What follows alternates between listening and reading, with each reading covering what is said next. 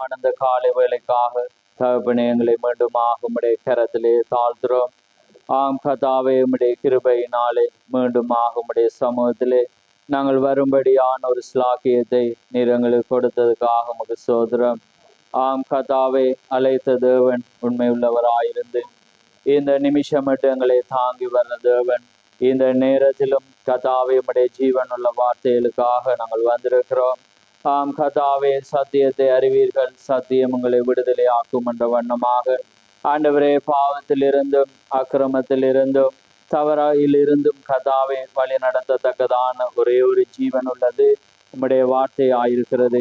அதனாலே கதாவே உம்முடைய ஜீவன் உள்ள வார்த்தையை நாங்கள் அறிந்து கொள்ளவும், அந்த வார்த்தை எங்களை மறுரூபப்படுத்தவும், அந்த வார்த்தை எங்களை பலப்படுத்தவும், அந்த வார்த்தை எங்களை சுகப்படுத்தவும் உம்முடைய வார்த்தையை கேட்கும்படியாக நாங்கள் வந்திருக்கிறோம். நிச்சயமாக வார்த்தையை அனுப்பி பேசுகிற தேவன், வார்த்தையை அனுப்பி திருத்துகிற தேவன், வார்த்தையை அனுப்பி குணமாக்குற தேவன். இந்த நாளிலும் உம்முடைய வார்த்தையை அனுப்பி கதாவே நீர் எங்களை பலப்படுத்தி உம்முடைய அன்பின் கரத்தினால் எங்களை வழி நடத்த போற கிருபைக்காகவும் இந்த இடத்தை விட்டு நாங்கள் கடந்து போகும்போது கர்த்தர் எங்களோடு இடைப்பட்டார், கர்த்தர் என்னோடு பேசினார், கர்த்தர் நான் நினைத்ததை அவர் நடத்தினார், கர்த்தர் என்னை அங்கே தவறு விட்டதை எனக்கு உணர்த்தினார் என்ற இந்த நிச்சயத்தோடு கதாவே இந்த இடத்தை விட்டு கடந்து செல்ல உம்முடைய கிருபை எங்களோடு இருக்க போற தயவுக்காக உமக்கு சோதரம். எங்களை உம்முடைய வார்த்தைக்குள்ளாக தாழ்த்துறோம். திறக்க போற உம்முடைய வார்த்தை உம்முடைய சமூகத்தில் ஒப்பு கொடுக்கிறோம். அந்த வார்த்தையோடு நீர் எங்களோடு இடைப்படும், அந்த வார்த்தையை கொண்டு எங்களோடு பேசும். யாவை உம்முடைய கரத்திலே ஒப்பு கொடுக்கிறோம். விசேஷமாக பேசுகிற உதடுகளையும் கேட்கிற செவிகளையும் உம்முடைய ஆண்டவரே சமூகத்திலே நாங்கள் ஒப்பு கொடுக்கிறோம். உம்முடைய சித்தத்துக்குள்ளாக வழி நடத்தி ஆண்டவரே நாங்கள் கேட்க வேண்டிய இடத்திலே நாங்கள் கேட்டு சரியானதை உம்முடைய பரிசுத்தாவின் வல்லமையோடு நாங்கள் ஆண்டவரை பெற்றுக்கொள்ள நீர் கிருபை செய்யும். யாவை உம்முடைய கரத்தில் ஒப்பு கொடுக்கிறோம். வந்த ஒவ்வொரு பிள்ளைகளையும் உம்முடைய கரத்தில் ஒப்பு கொடுக்கிறோம். வராத ஒவ்வொருவோடு உம்முடைய இரக்கம் கூட இருக்கட்டும். இந்த கட்டிடம் முழுவதும் உம்முடைய ஆளுகையும் உம்முடைய பிரசன்னமும் ஆண்டவரே எந்த பலவீனமும் எந்த கனநித்திரையும் எந்த சோர்வுகளும் எந்த வீணான சிந்தனைகளும் ஆளுகை செய்யாத வண்ணம் உம்முடைய பிரசன்னம் மாத்திரம் இந்த இடத்துல ஆளுகை செய்ய நீர் கிருபை செய்யும். எங்களை உம்முடைய கரத்தில் ஒப்பு கொடுக்கிறோம். ஆசீர்வதியும் வழி நடத்தும். யாவை உம்முடைய கரத்திலே தாழ்த்தி இயேசு கிறிஸ்து நாமத்தில் கேட்கிறோம். ஆமென், ஆமென். நாங்கள் நின்ற வண்ணமாகவே 1 கொரிந்தியர் 1 அதிகாரம் 4 வசனத்திலிருந்து 10 மட்டும் நான் வாசிக்கிறேன்.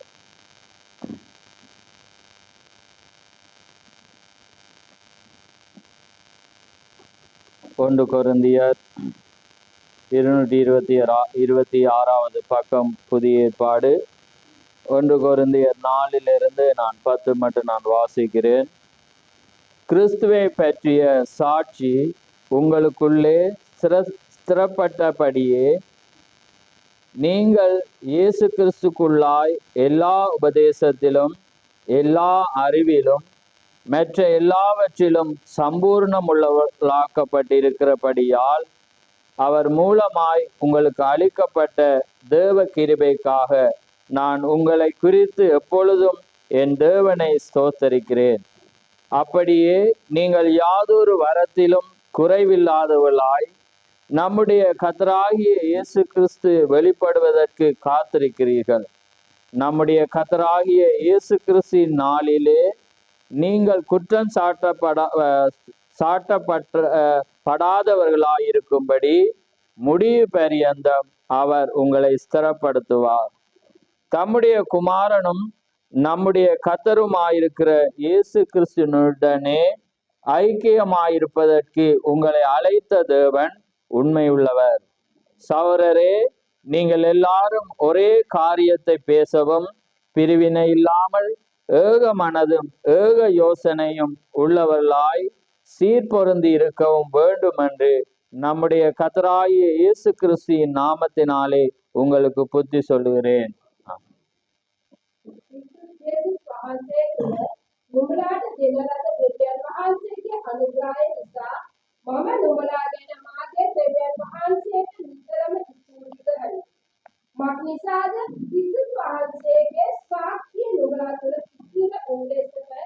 නුඹලා සියලු කතා වෙහිද සියලු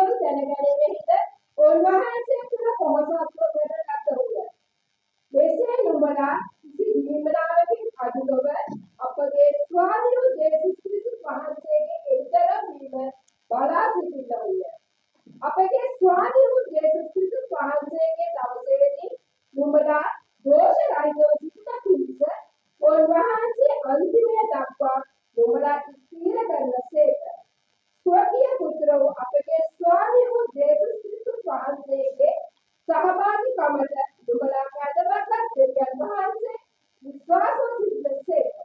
ඉතින් සහෝදරයනි, නුඹලා සියල්ලන් එකම දේ කතා කරන හැටියට නුඹලා අතරේ විභේද නැතුව එකසිතින් එක් කල්පනාවෙන් එකව සම්පූර්ණ සිටින හැටියට අපගේ ස්වාමී යේසුස් ක්‍රිස්තුස් වහන්සේගේ නාමයෙන් නුඹලාගෙන් සිතමි. ආමේන්. ஆமென் ஆமென். யாவரும் அமர்ந்திருங்கள்.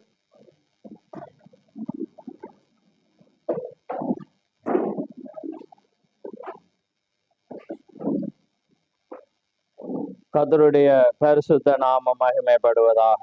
ஆமென். இந்த அருமையான நேரத்திலே இந்த வார்த்தையே எங்களோடு பேசுகிற ஒரு காரியமாயிருக்கிறது. நாங்கள் எப்படி கிறிஸ்துக்குள்ளாக சம்பூரணமாக ஸ்திரப்பட்டு சீர்பட்டு நாங்கள் இப்படி இருக்கணும் என்றதை அங்கே பவுல் சொல்லுகிறதை நாங்கள் இந்த இடத்திலே நாங்கள் வாசித்தோம். இந்த வேளையிலே அங்கே பொறுப்புகளிலிருந்து விலகி செல்லுதல் அல்லது நினிவேயா தர்சீசா அல்லது கரடான பாதையா அல்லது இலகுவான பாதையா என்ற ஒரு தலையங்கத்திலே நான் பிரசங்கிக்க விரும்புகிறேன். ஆமென். இந்த நாட்களிலும் நான் அந்த கட்டிங்லேயும் அன்றாடம் போடுகிற அந்த வார்த்தையிலும் நான் அதே பொறுப்புகளை குறித்து தான் அங்கே போட்டு கொண்டிருக்கிறேன். அந்த காரியத்திலே பார்க்கும்போது அநேக காரியத்திலே அங்கே சபையார் அநேகர் அங்கே அந்த பொறுப்புகளிலிருந்து தவறி இருக்கிறதை நாங்கள் அதிகமாக பார்க்கிறோம். ஏனென்றால் அந்த பொறுப்பானது எப்படி ஒரு பரிசுத்தவானை ஒரு மணவாட்டியை நம்பி தேவன் கொடுத்தாரோ அந்த பொறுப்புள்ளவர்களே தேவனுடைய ராஜ்யத்துக்குள்ளாக பிரவேசிக்க முடியும் என்று நாங்கள் அறிந்திருக்கிறோம். ஏனென்றால் நாங்கள் வெறுமனே ஒரு காரியத்தோடு நாங்கள் ஓட முடியாது. அது உலகம் ஓடுகிற ஓட்டமாயிருக்கிறது. ஆனால் தேவனுடைய ராஜ்யத்துக்குள்ளாக நாங்கள் போகிற வேளையிலே அது சம்பூரணமாய் பூரணமாய் அது இருக்க வேண்டும். ஏனென்றால் தேவன் எப்பயுமே பரிபூர்ணத்திலே அவர் கிரிய செய்கிற தேவனாயிருக்கிறார். அது அங்கே ஒன்று கூட தவறுமாயிருந்தால் அது தவறி போகும் என்பதை நாங்கள் அறிந்திருக்கிறோம். அதனால்தான் சபையானது ஒரு பொதுவான ஒரு புரோகிராமோ அல்லது பொதுவான காரியத்துல கூட ஒரு காரியத்துக்காக ஒரு போட்டிக்கு உங்களை கொண்டு போகும்போது அந்த பயிற்றுவிப்பாளர் எப்படியாக ஒவ்வொரு காரியத்திலும் அங்கே உன்னிப்பாக பார்த்து தவறானதை பார்த்து அதை திருத்தி கொண்டுதான் இருப்பார் உலக சம்பிரதாயத்தில். ஆனால் தேவனுடைய காரியத்திலும் அப்படிதான். ஆனால் எல்லாரும் அங்கே பின்வாங்கி போயிருக்கிறத நாங்க பார்க்கிறோம் ஜனங்களை திருப்திப்படுத்துறதுக்காக.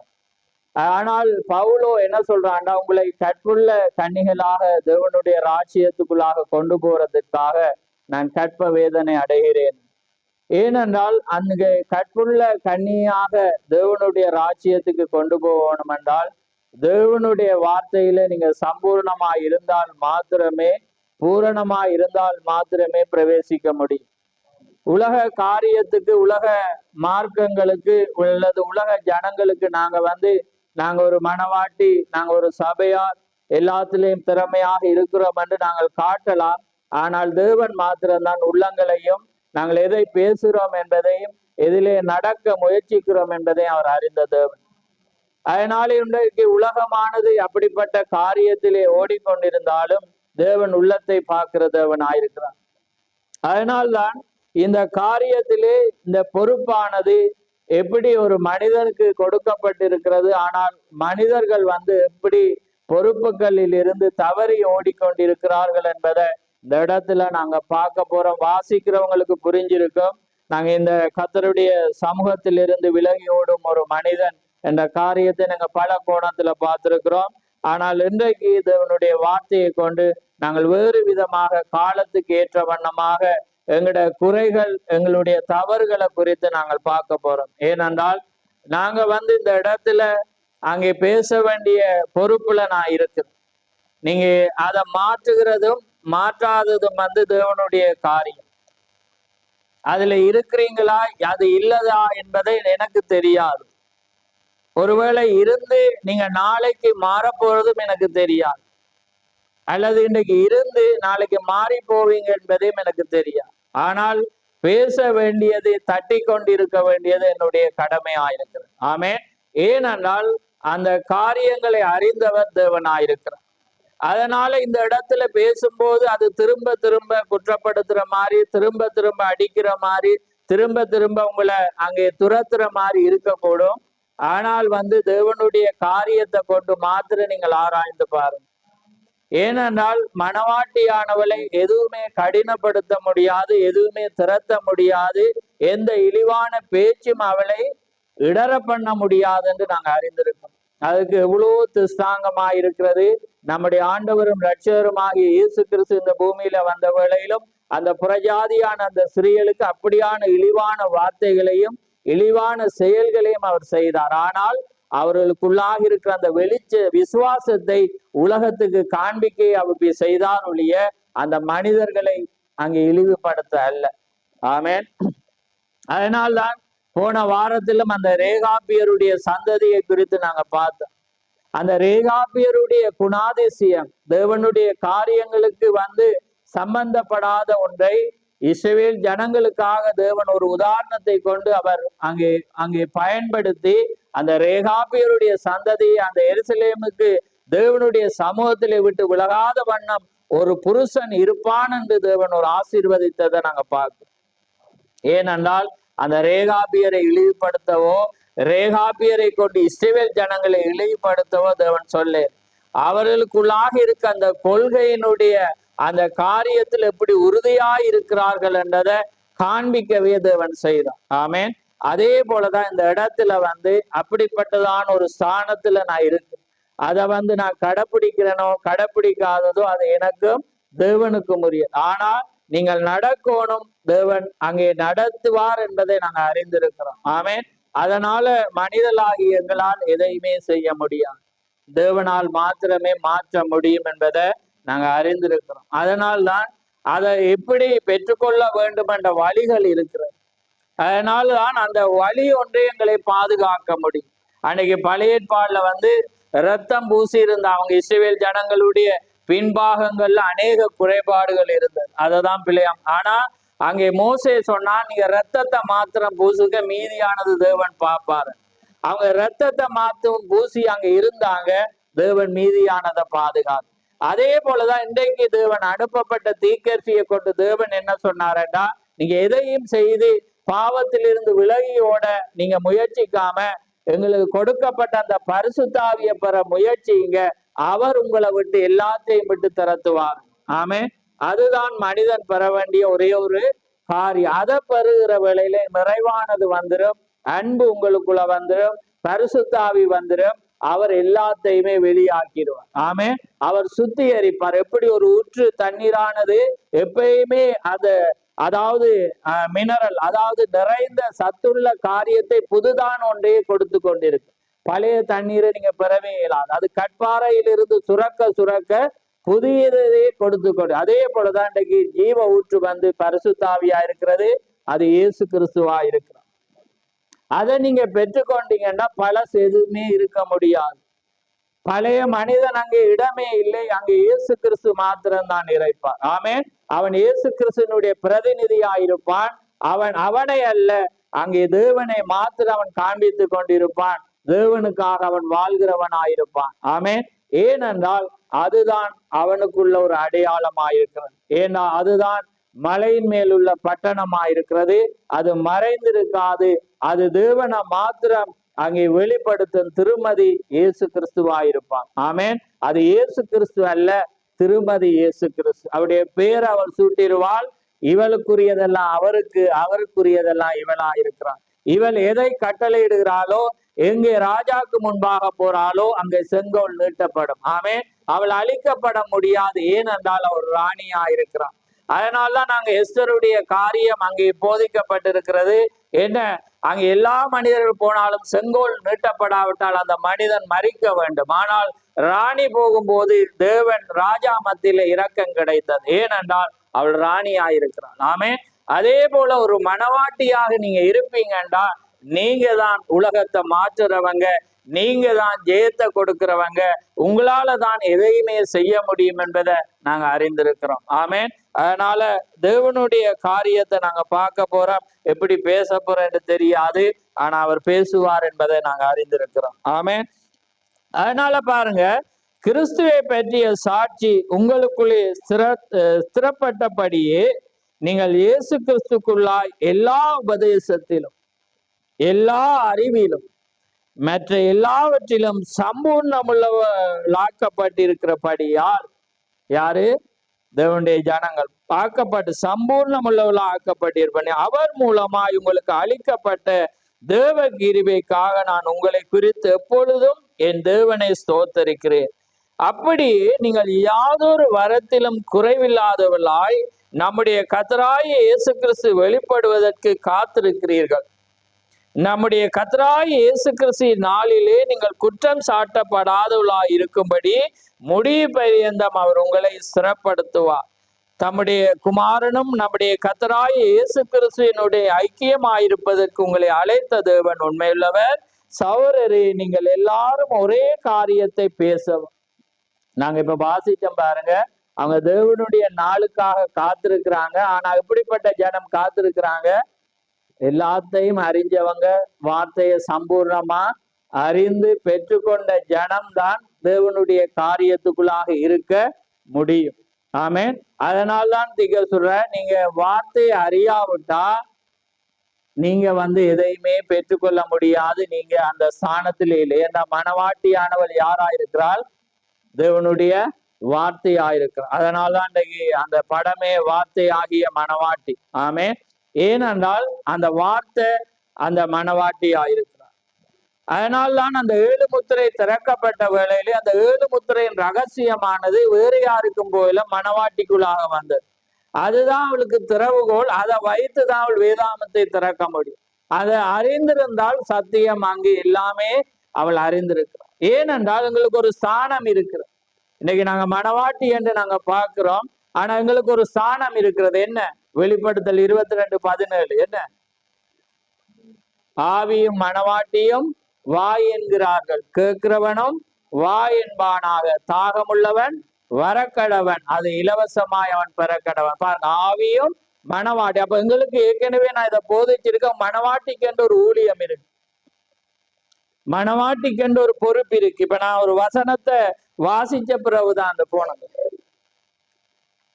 அதை வாசிச்ச பிற்பாடுதான் நாங்க ஒரு வசனத்தை வாசிச்சுட்டு நாங்க செய்திக்கு போகலாம். ஏன்னாண்டா இதுலதான் அன்னைக்கு அநேகர் தவறி போறாங்க. இத கவனமா பாருங்க. ஏனண்டா இந்த பொறுப்பை குறித்து நாங்க பார்க்க போறோம். கவனமா பாருங்க. பக்கத்துல இருக்கிறாக்களையும் பார்த்து கொள்ளுங்க. ஏண்டா இது நாங்க அப்படி இருக்கிறவங்க இப்படியே இருங்கன்னு நாங்க கடந்து போய் இன்னைக்கு அது எல்லா இரத்த பலியே நாங்க சுமக்க வேண்டிய ஒரு நேரத்துல நாங்க எல்லாரும் வந்து கொண்டிருக்கிறோம். என்ன மட்டும் இல்லை, எல்லாரும் நாங்க அதுக்குதான் இப்ப நான் அதை வாசிக்க போறோம்.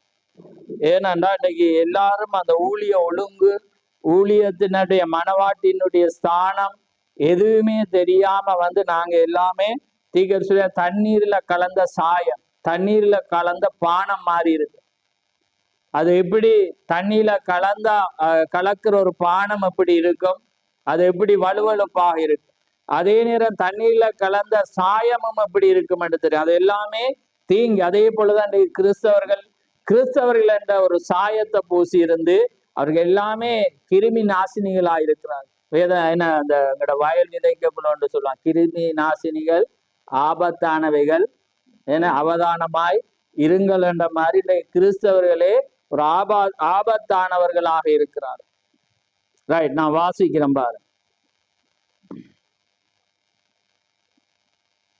பாருங்க. அதாவது இப்ப நான் நினைக்கிற மாதிரி 10 கன்னிகைகள் என்ற அந்த செய்தி, அதாவது இதுல இயேசு கிறிஸ்துவை பற்றிய வெளிப்பாடு பாருங்க. தேவன் அநீதியுள்ளவர் அல்ல, ஒரு அஞ்ஞானி தூர தேசத்தில் இருக்கையில் நாம் இங்கே அமெரிக்காவில் 8-10 மில்லியன் டாலர்கள் மதிப்பில் ஆலயங்களை எழுப்பிக் கொண்டு அந்த அஞ்ஞானிக்கு தேவ செய்தியை எடுத்து செல்லாமல் இருந்தால் தேவன் நம்மை அதற்காக பொறுப்பாளியாக்குவார். என்ன செய்யறோமா, அன்றைக்கு பெரிய பெரிய காரியத்தை செஞ்சு கொண்டு ஒரு அஞ்ஞானிக்கு போய் ஒரு செய்திய சொல்லலாம நாங்க இருக்கிறோம், சரியா? அதனால எங்களை அதுக்காக தேவன் என்ன செய்வாரா, பொறுப்புள்ளவர் ஆக்குவார். கவனமா பாருங்க, பக்கத்துல இருக்காக்களையும் பாருங்க. ரைட்.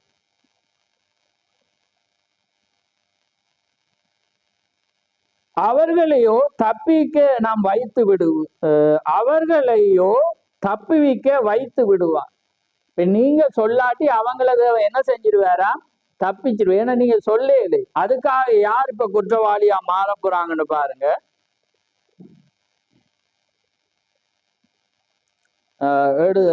சொல்லாமல் இருந்தால் தேவன் நம்மை அதற்காக அவர்களையோ தப்பிக்க வைத்து விடுவார்.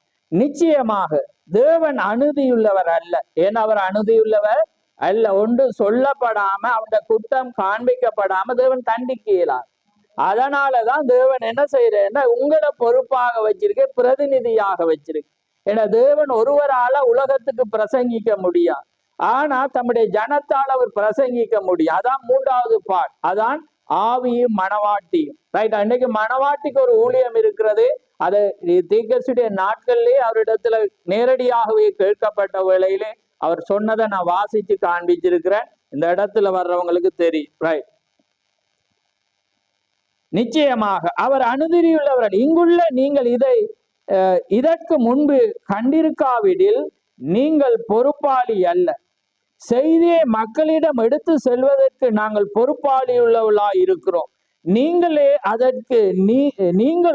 அதற்கு நீங்கள் செவி கொடுப்பீர்களாக அல்லது மாட்டீர்களா என்பதற்கு பொறுப்புள்ளவர்களாய் இருக்கிறீர்கள்.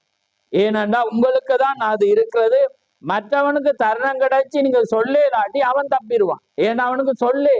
ஏன்னா தேவன் என்னத்தை வச்சிருக்கிறேன்னா அதாவது சொல்லாத ஒவ்வொருவனுக்கும் அவன் வரலாம். ஆனா அந்த வெள்ளாடு செம்மறி ஆடுல அவன் என்ன செய்யப்படுறான், பிரிக்கப்படுறான். ஆனா ஒருவேளை நீங்க அவங்களுக்கு சொல்லிட்டீங்கன்னா அவன் கேட்டு நடக்காட்டி அவன் என்ன செய்யப்படுவான், நியாயம் தீர்க்கப்படுவான். ரைட். இதுக்கு பிற்பதான் ஒரு வசனத்தை வாசிக்க. கோவில்களை கட்டி கும்பிடுகிற அஞ்ஞானிகள் எழும்புவார்கள்.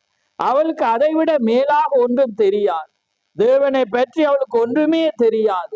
தேவன் அநீதியுள்ளவர் அல்ல. அவளுக்கு ஒரு சந்தர்ப்பம் கிடைத்திருக்காவிடில் அவர்களை தேவன் அக்கினிக்குள்ளாக மாட்டார். அவளுக்கு ஒரு இடத்தை ஒதுக்குவார். என்னையா விளங்கிட்டேன்? அதாவது ஒரு அஞ்ஞானி கோவில்களை கட்டி வழிபடுகிறவங்களுக்கு ஒரு சந்தர்ப்பம், இந்த எண்டைம், அதாவது இந்த கடைசி கால மனவாட்டியினாலே மெசேஜ் போகாட்டி அவளை தேவன் தப்பி வச்சு அவளுக்கு ஒரு இடத்தை அவர் என்ன செய்வாரா, ஒதுக்குவார். விளங்குதா உங்களுக்கு இந்த மெசேஜ்? விழுதா? அப்ப பாருங்க, விளங்குதான்னா வழியா சொல்லுங்க. ஏன்னா எல்லாரும் வேற சிந்தனை போகுது பாருங்க. அதனால நீங்க இந்த முகத்தை பார்க்கலாம், சிந்தனை வேற எங்கேயும் இருக்கலாம். அதனால நான் ஏன் விளங்குதான்னு சொல்றேன்னா என்னண்டா, இது நான் காலத்தின் கட்டாயத்துல இது எல்லார செவிக்கும் அது போய் ஆக வேண்டும். ஏன்னா இதுல நிறைய பேருக்கு மெஷின் அவுட் ஆகியும் இருக்கிறீங்க. அவங்களுக்கு நாங்க ஒரு காரியத்தை செய்யணும். ஏனென்றா அந்த காரியத்தை ஏதாவது காரியத்துல யாராவது முன்னின்று அவங்கள தனிய வச்சாவது சொல்ல வேண்டிய கடப்பாடுல இருக்கிறோம். ஏனென்றா இந்த இடத்துல சந்தர்ப்பத்துக்கு நாங்க அநீதியுள்ளவராக நாங்க மாறி பொறுப்புள்ளவர்களாக நாங்க மாறல. ஏண்டா எங்களோட கண்ணுக்கு முன்னாக நாங்க எல்லாமே பார்த்து கொண்டிருக்க, நாங்க நழுவி போகலாம். ஆமே.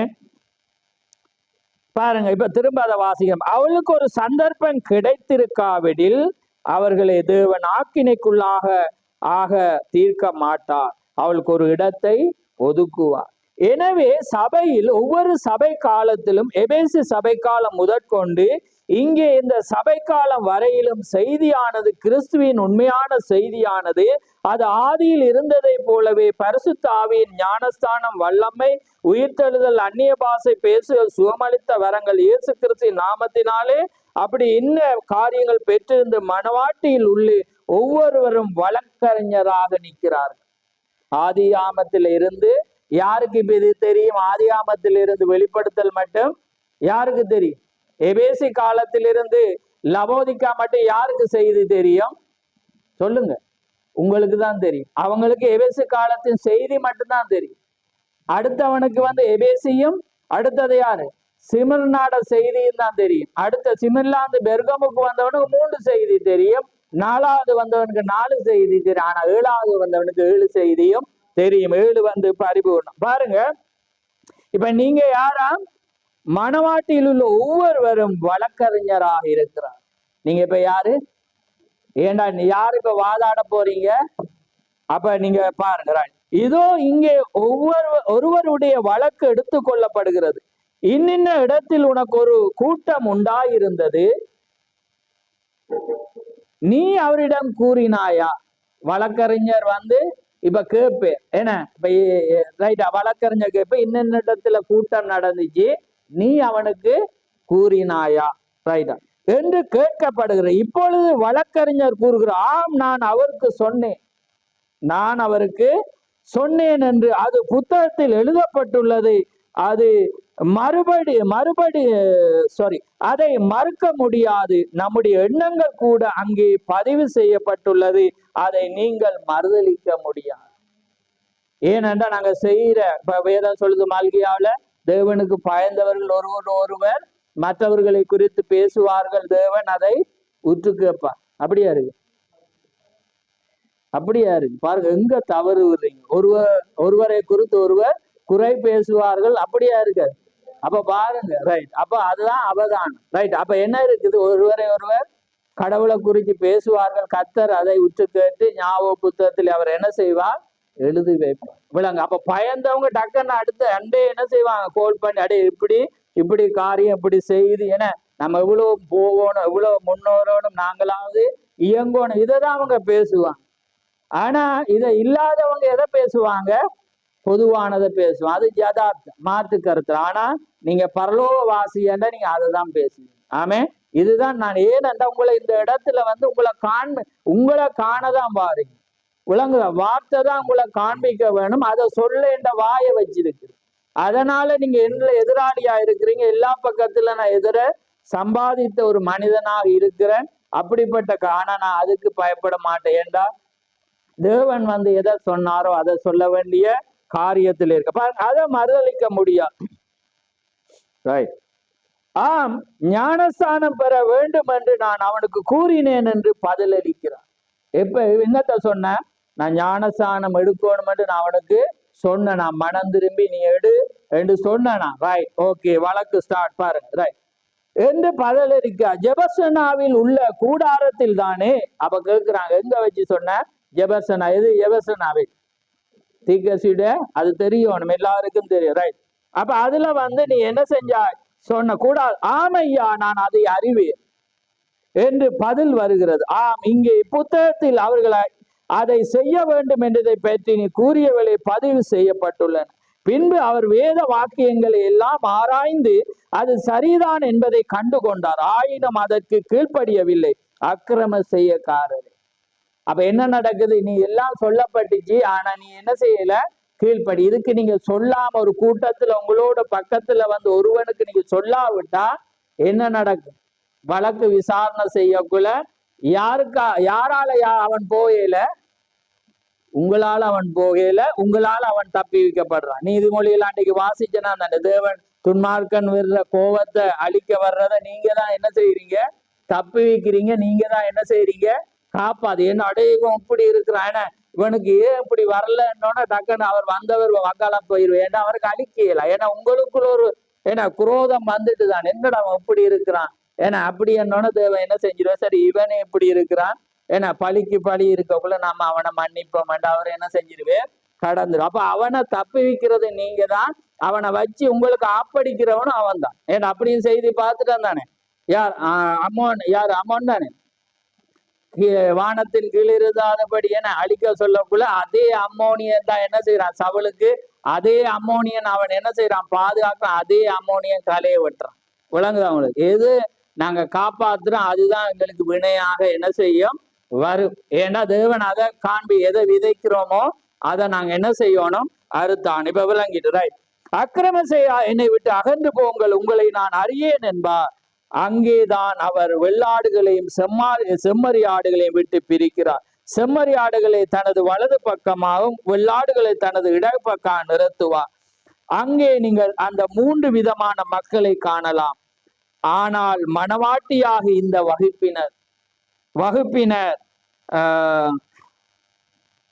இந்த வகுப்பினர் ஒருபோதும் அந்த வகுப்பினராக இருக்க முடியாது. 3 குரூப்ல நீங்க யாரா இருக்கலாது, அங்க இருக்கல. நீங்க யாரு? வழக்கறிஞர். விளங்குதா உங்களுக்கு? அப்ப நீங்க சொல்லாட்டி நீங்க எங்க இருப்பீங்க? வழக்கறிஞரா இருப்பீங்களா அல்லது எங்க இருப்பீங்க?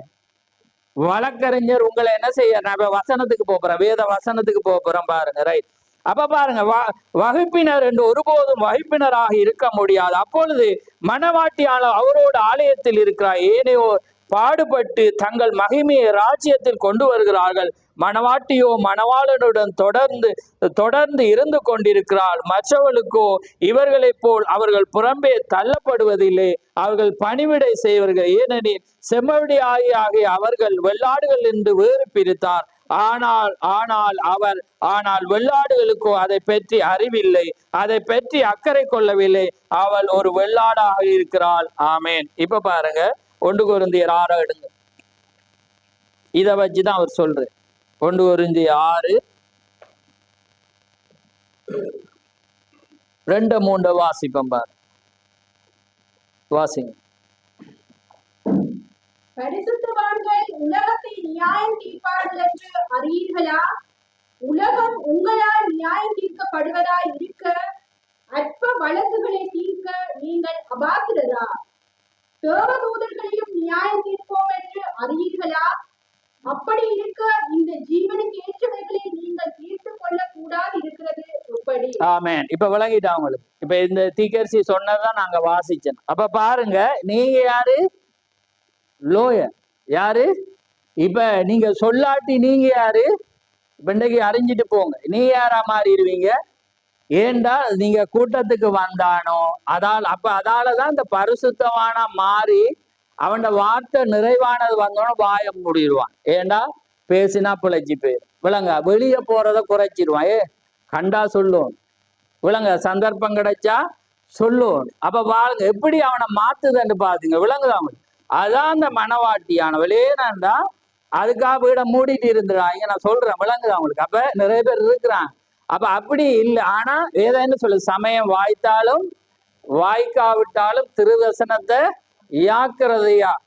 அப்ப பாருங்க எப்படிப்பட்ட ஒரு பொறுப்புல நாங்க இருக்கிறோமான்னு விளங்குதா அவங்களுக்கு? அதான் மெதுவா நான் போறேன். ஏன்னாண்டா இது ஒரு பெரிய பொறுப்புல வந்துட்டோம். அதை தவறி போனா அவ்வளோ ஒரு நியாய தீர்ப்புல நாங்க என்ன செஞ்சிருவோம்? வந்துருவோம். ஏண்டா எல்லாரையும் விட எங்களுக்கு தான் அதிகமாக தெரியும். ஏன்னா சத்தியம் மனவாட்டிக்குள்ளாக வருது. அதனாலதான் உங்களோட உச்சரிப்புகளை சொல்ற ஏதாவது சொன்னனால கடவுளுக்கு சித்தம். அந்த வசனத்தை போடுங்க. போட்டு ஏன்னா மற்ற மார்க்கத்தான் போடுறான். அவன் வெளியே அடையாளம் வச்சுதான் வாயாலையும் போடுறான். இன்சா அல்லாண்டுவான். ஏன்னா கடவுளுக்கு சித்தமானான். ஆனா எங்கடாக்க சொல்லுவோம், நாளைக்கு பாவம் மழை இல்லாட்டி வாரேன், ஏன்னா இல்லாட்டி ஏதாவது வாரேன், நாம விட்டா வாரேன், ஏதோ ஒன்ற சொல்லுவான். அப்ப விளங்குற எங்க நாங்க இருக்கிறோம்? ஏண்டா சபையானது எங்க இருக்கு, அதை நான் பார்த்து கொண்டே இருக்கு. ஏண்டா மற்றவங்களை போல இல்ல, மற்ற ஊழியக்கார போல நான் எப்பயுமே யாரா இருந்தாலும் நான் உங்களை பார்த்து கொண்டுதான் இருக்கு. எல்லா காரியம் என்னிடத்துல வந்து கொண்டுதான் இருக்கு. சேமிப்புல இருக்கு, போன்ல இருக்கு, நிறைய பேர்ல இருக்கு.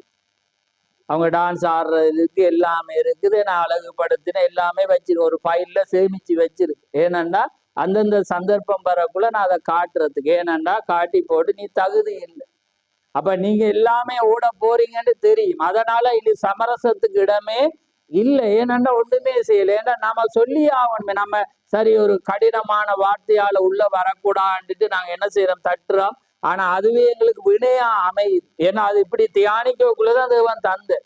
ஏன்னா நான் இப்ப வேதத்தை வாசிக்கிற கூட இப்ப அவாத்தனத்துல எல்லாமே வாசிக்க துவங்கிட்டு, எல்லாம் கலந்து வாசிக்க. நெகமையா வாசிக்கக்குள்ள தலையெல்லாம் சுத்து. ஏன்னா அவ்வளவு அழகான காரியங்கள் என்ன செய்யறது? கொண்டு. இதுதான் கிறிஸ்தவ காரியம்.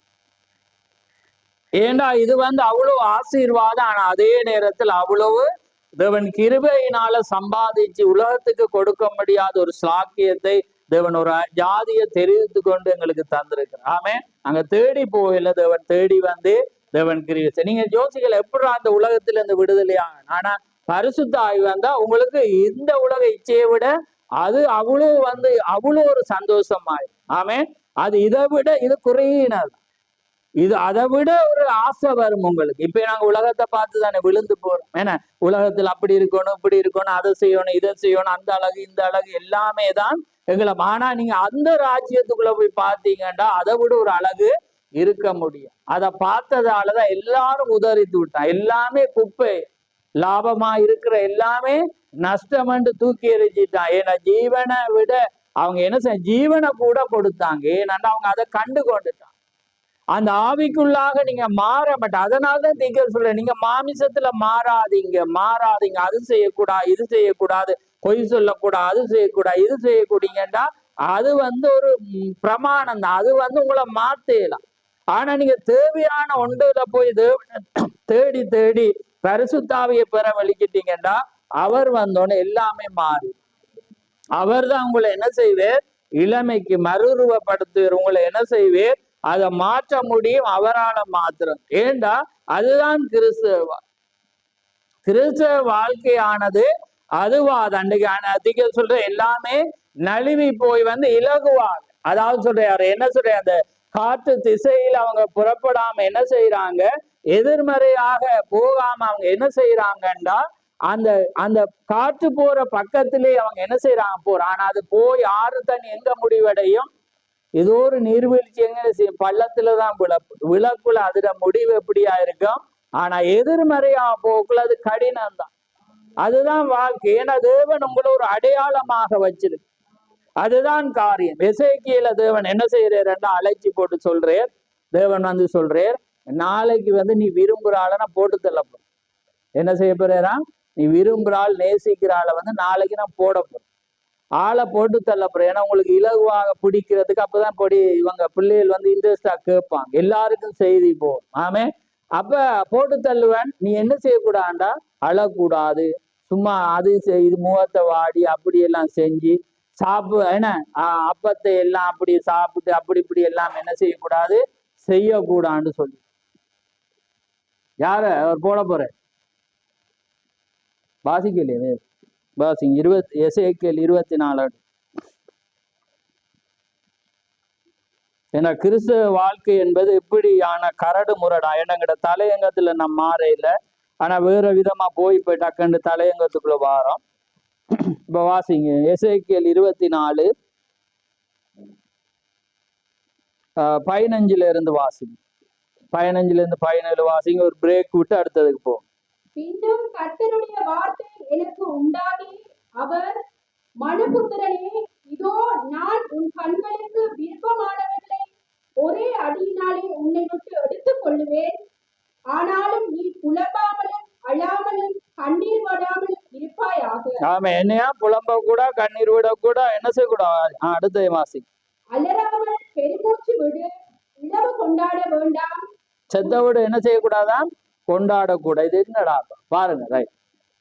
உன் பாவையை உன் தலையிலே கட்டி, உன் பாதரட்சைகளை உன் பாதங்களில் தொடுத்துக்கொள். உன் தாடியை மூடாமலும் துக்கம் கொண்டாடுகிறவர்களின் அப்பத்தை குத்திடாமலும் இருக்க கடவாய். ஆமென். அப்ப பாருங்க, தேவன் என்ன செய்யற, ஒரு அடையாளத்துக்காக என்ன செய்யற. அடுத்ததை வாசிக்கிறாங்க இன்ட்ரெஸ்டுக்கா. இங்க பாருங்க, வாசிப்போம் உங்களுக்கு வாசிக்க. இப்ப என்ன பாரு, ஏன்னா டக்குன்னு ஒன்றை துவைக்கணும்னு அடுத்த இன்ட்ரெஸ்ட் வந்துடும். ஆமே, அதான் வேதம். ஆமே, இரவும் பகலும் அவருடைய வேதத்துல தியானமா இருக்கிற மனுஷன் பாக்கியம். பாருங்க, அவர் சொல்ற என்ன துக்கம் கூட இலவு, செத்த வீடு கொடியை காட்டி பேனர அடிச்சு எல்லாமே. அதுக்காக இப்ப செய்ய வேணான்னு சொல்லி ஒருவனுக்கு அவர் சொல்ற அடையாளத்துக்கு சொல்றோம் மட்டும்தான் செய்யக்கூடாது. ரைட்டா? அதுக்காக எல்லாரும் செய்யுங்கன்னு சொல்ல வரல. ரைட். அப்படி என்ன செய்யற யாருக்கண்டு வாசிங்க. விடிய காலத்தில் நான் ஜனங்களோட பேசினேன். அன்று சாயங்காலத்தில் என் மனைவி செத்து போனால் எனக்கு கட்டளையிட்டபடியே விடிய காலத்தில் செய்தேன். ஆமே. இப்ப பாருங்க, யோசிக்கிறீங்க. இப்ப கிறிஸ்தவ வாழ்க்கை எல்லாம் வயசானவங்க சிந்திக்கிறீங்களா? பாருங்க, மனைவி நேசிக்கிற மனைவி சொந்த மனைவிட்ட இப்படி நடக்க போற ஆளை நாளைக்கு போட்டு தள்ள போறேன். அப்ப பாருங்க, பைபிளை பார்க்காம பாருங்க. ரைட். அப்ப பாருங்க, அப்ப என்ன நடக்குதுண்டா, அப்ப பாருங்க, தேவன் ஏனண்டா கிறிஸ்தவ வாழ்க்கை இப்படி கரடு முரடான பாதம். அதுக்காக தேவன் கொடூரமானவர் அல்ல. அவர் ஒரு அடையாளம். நீங்க ஒரு போராட்டத்துக்காக நீங்க என்ன செய்யப்பட்டீங்க, அழைக்கப்பட்ட அது எல்லாருக்கும் அவர் கொடுக்க.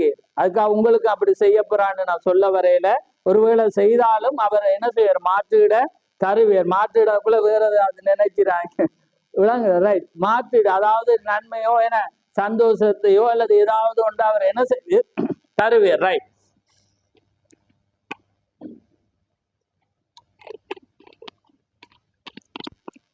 அப்ப பாருங்க, அப்படி சொல்றேன் பாருங்க, இள வீடு செத்த வீடு கொண்டாடக்கூடாது, சாப்பிடக்கூட என தாடியெல்லாம் வளர்த்து சும்மா கதா என ஏதோ ஏன்னா இது மாதிரி எல்லாமே எல்லாம் செய்யாம நீ சந்தோஷமா என்ன செய்யணும், போகணும். இப்ப நீங்க செய்வீங்களா இல்லையான்னு சொல்லுங்க. செத்த வீடு வந்தாலே சேத் பக்கம் வர மாட்டீங்க. ஏனென்றா எப்பயுமே தேவன் மாறுறேன். அவர் நேற்றும் என்றும் மாற, அன்றைக்கு இருந்த தேவன் தான் இன்றைக்கும் இருக்கிறார். அன்றைக்கு இருந்தவர் இடையில குமாரனா வந்து எப்படி இருந்தாரோ அப்படியே மாறிட்டு, ஓமா இல்லையான்னு சொல்லுங்க. பவுல சந்திக்கக்குள்ள அதே நிலைக்கு போயிட்டு. அப்ப வார்த்தை வந்து எப்பயுமே மாறா, அது எப்பயுமே இதை விட கூடுமொழிய குறையாது. ஏனென்றா தேவனை விட நீங்க எதையெல்லாம் நேசிக்கிறீங்களோ அது விற்கிறாராது. அன்றைக்கு தேவ சமூகம் உங்களுக்கு முதலாவது காலூண்டி நிற்க வேண்டிய இடம் இதுதான். அதாலதான் அன்றைக்கு மாறி காலமோ ஓய்வு நாள்ல சம்பாதிக்காதபடி பார்த்து கொள்ளுங்க. ஏன்னாண்டா அது அன்றைக்கு நடந்த எங்களுக்கு ஒரு சங்கடம் தான். அந்த ஓய்வு நாள்ல ஏதாவது நடந்துட்டா எங்களுக்கு ஒரு போராட்டமா. ஏன்னா நாங்க நிற்க வேண்டிய இடம் எங்க? ஏன்னா நீங்க சாட்சியாளர்கள். நான் எல்லாரையும் பேசல, நீங்க மனவாட்டி, நீங்க சாட்சியாளர், நீங்க ஒரு அடையாளமானவனுக்கு மாற்றம் பேசு. நான் உடைய அடையாளமா இருந்தா எங்க நடந்தானா இங்கதான் நிற்பேன், விளங்க. அதே போல நீங்க நடந்தா அது சங்கடம் தான். ஆனா வராதபடி தேவன் என்ன செய்யணும், அதுக்காக நாங்க ஜெபிச்சுக்கு வேதம் சொல்லுது, நீங்க அதுக்காக ஜெபிங்க. ஏன்னா அன்றைக்கு ஓய்வு நாள்ன்றா எந்த ஜனம் வெளியே போவார். அன்றைக்கு எதிரி வந்தாண்டா எல்லாரையும் வெட்டிடுவான். ஏன்னா அவங்க பிரேயரை விட்டு எழும்ப மாட்டான், விளங்குது அவங்களுக்கு. அதனாலதான் அன்றைக்கு ஹமாஸ் வந்து என்ன செஞ்சு, அன்றைக்கு சபத்தையில தான் என்ன செய்ய கை வச்சான். என்னண்டா அன்றைக்கு அவங்க ஒரு இராணுவம் என்ன செய்யாது, எடுத்து வைக்காது. ஏன்னா அவன் சபத்து எல்லாமே இந்த அதை வச்சுதான் அவன் இறங்கினா அவன் ஒரு வீரமா இருந்தான். இன்றைக்கு தரமட்டமாக்கி அடிச்சான். அதே போல நான் இன்றைக்கு செய்தி கொண்டதே செய்தி வந்து இஸ்ரேல் வெஸ்ட் அமெரிக்கா, இஸ்ரேலும் அமெரிக்காவும் எங்களுக்கு ஒரு அடையாளத்தை நான் பேசதான் எடுத்திருந்தேன்னு ஆயத்தப்படுத்தி நான் அதை விட்டுட்டேன். ஏன்னாண்டா நம்ம சில காரியத்தை பார்த்து நாங்க சில காரியத்தை நான் உங்களுக்கு சொல்லிருக்கேன். ஏன்னாண்டா அவங்க ஒரு அடையாளம் ஆயிருக்காங்க வேதத்துல. எங்க ஏன் அடையாளம், அந்த காரியங்கள் எப்படி நடந்தது, எப்படி ஜெயித்தாங்க, எது அழிவு, இன்றைக்கு கடைசி நாள்ல அவங்க எதுக்கு அடையாளமா இருக்கு. அவங்களுக்கு நடக்க வர வழியில மனவாட்டி இருக்க மாட்டோம். அதனால அவளை குறிச்சு நம்ம அதுக்காக நாங்க என்ன செய்ய, அவன் நடக்குது நாங்க என்ன அதை பார்ப்போம்னு நினைக்கிறான். நீங்க அது சம்பவிக்க முதல் நீங்க போவீங்க. நாங்க ஏன் அதை எடுக்கிறோம்டா, அந்த காரியம் எப்படி நெருங்கி வருகிறது, நீங்க எவ்வளவு நெருங்கி வரணும்ன்றதுக்காக தான் எடு. அவங்க வந்து ஆலயத்தை கட்டி போறாங்க, உங்களோட காலத்துல அவங்க கட்ட மாட்டான். நீங்க போனாதான் அவங்க கட்டுவான், விளங்குதா? அவங்க கட்டினாங்களோ உங்களோட கதை முடிஞ்சிடும். ஏண்டா அவர் எங்க நல்லா ஆராதிக்கிறாங்களோ தேவன் அங்க மாறிடும். ஆமே, யார் நல்லா ஆராதிக்கிறாங்களோ அவங்ககிட்ட போயிடுவேன். அதான் தேவன். இன்றைக்கு நான் சரியா செய்யாட்டி இன்னொருவர் எலும்பு வேறாண்டா டக்குன்னு அங்கால மாறிடுது. அவர் வந்து அவருக்கு தேவை தன்னுடைய சித்தத்தை செய்ய ஒரு மனிதன்,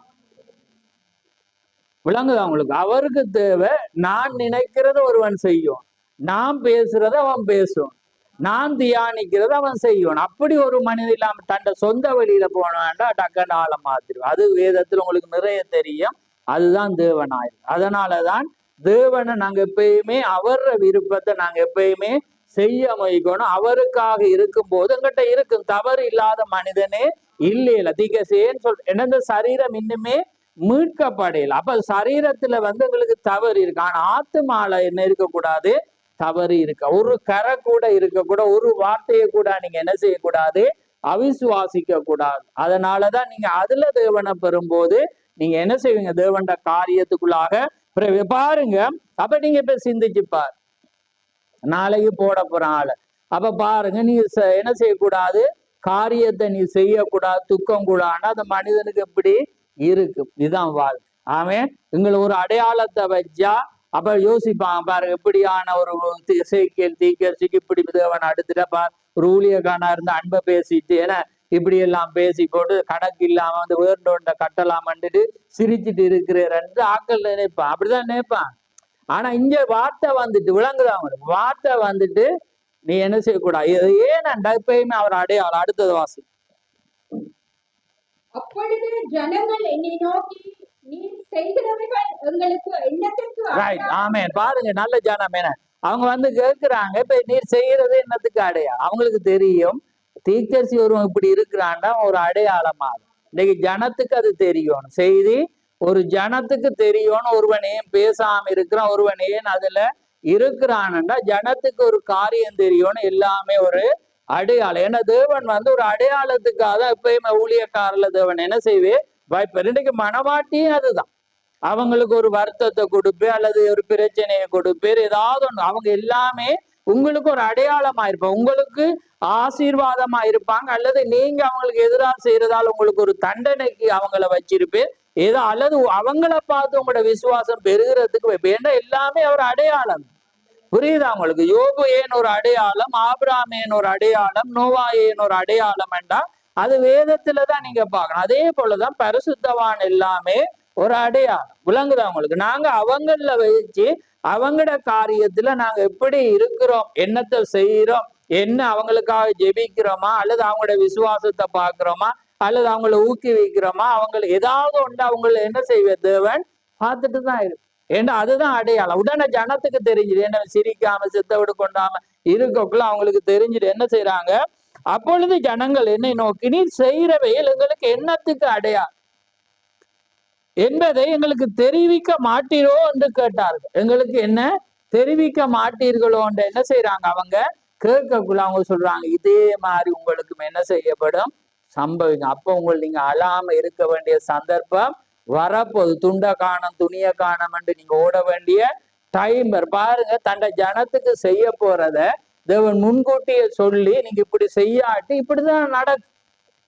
எப்படி? அதான் உபாமத்துல அவங்க தேசத்துக்கு போகும் முதலே பிரமாணம் சொல்லுது, நீ என்னென்ன இருந்தா என்னென்ன ஆசீர்வாதம் இருக்கு, இன்னென்ன விட்டு போனியண்டா இன்னென்ன சாபம் எல்லாம் வந்து என்ன செய்யும் உனக்கு பழிக்கும். அப்படி அச்சோட்டாக நடந்தது. ஆனா ஜனத்துக்கு வந்து தெரியுது. ஆனா அந்த ஜனம் வந்து பாருங்க, தீர்க்கதரிசிட்ட வந்தோன்னா அவன் சொல்லக்குள்ள வந்து அப்படியே தாழ்த்துறான். அப்படியே டோட்டலாக என்னத்தை நாங்க செய்யும். அப்ப என்ன, அது எல்லாமே வார்த்தை வாசிக்கக்குள்ள அது எல்லாமே கடைபிடிக்கிறான். ஆமேன். அப்படிதான் நீங்களும் இருக்கும். ஆமேன். எங்களுக்கு ஒரு நியாயப்பிரமாண புத்தகம் இருக்கு. அன்றைக்கு நியாயப்பிரமாண புத்தகத்தை வாசிக்கக்குள்ள ஜனங்கள் எல்லாம் அழுகிற, ஐயோ நாங்க இது எல்லாமே செய்யல, என்னென்ன காரியம் எல்லாம் சரி நாங்க செய்வோம், நாங்க இதெல்லாமே வந்து நாங்க செய்யறோம், நாங்க என்னத்தை செய்யணும், எதை விடணும், எதை காரியம் எல்லாமே கேட்கிறோம். அது ஏனென்றா அவங்க தெரிந்து கொள்ளப்பட்ட ஜனமா இருந்தான். பாருங்க, ஒருவருடைய காரியத்துக்காக பரம்பரையை அடிக்குது. பாருங்க, அவங்க தவறு விடக்குள்ள அங்க தானியேல் பாபிலோனுக்கு போகல, தானியேல் போறான், எஸ்ரா போறான், நெகமியா போறான், அனனியா, யார் அடுத்த சாத்ராக் மேசாக் ஆபேத்நேகோ போறான், எல்லாரும் தான் போறான். யாருக்காக போறாங்க? அவங்க அங்க இருந்து திரும்ப வந்து என்ன செய்யறாங்க, ஆலயத்தை கட்டுறாங்க. அங்க இருந்து என்ன செய்யறாங்க, பைபிள் கிடைச்சோன, பிரமாணம் கிடைச்சோன வாசிச்சோன்னு அழுகுறாங்க, வாசிக்கிறாங்க, என்ன கண்ணீர் விடுறாங்க. அப்ப என்ன செய்யறாங்க, அவங்களுக்குள்ள ஒரு துக்கம் வந்துட்டு ராஜாட்ட போறாங்க. ராஜா கேட்கிற, நீ முன்பு மாதிரி இல்லையே, நீ துக்கமா இருக்க, என்னத்தை போடுறான், என்ன வசனம் போடுறான்? தேவண்ட ஜனங்கள் அங்க கஷ்டப்பட்டு எருசலேம் தேவாலயம் பாழா இருந்து என்ன சத்ருக்கள் அங்க மீறிக்கக்குள்ள நான் அப்படி சந்தோஷமா இருக்கேன் வேண்டக்குள்ள என்ன செய்யறான், அங்க தேவன் அவன் என்ன செய்யறான்னா மனுஷன்ட கேட்காம அவன் ஜெபிக்கிறான். ஜெபிச்சோன்னா தேவன் என்ன செய்யறேன்னா அவனை கேட்க வைக்கிறேன்.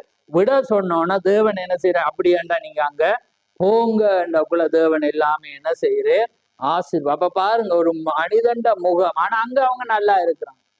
ஆனா அந்த ஜனங்கள் கஷ்டப்படுறாங்க, அந்த ஆலயம் இப்படி இருக்கிறது, நாங்க இங்க ஆராதிக்காம இருக்கிறோம்னோட அந்த ஜனத்துக்குள்ளால ஒரு காரியம். அதான் வேதம், வேதம் தான் வெளிச்சம்.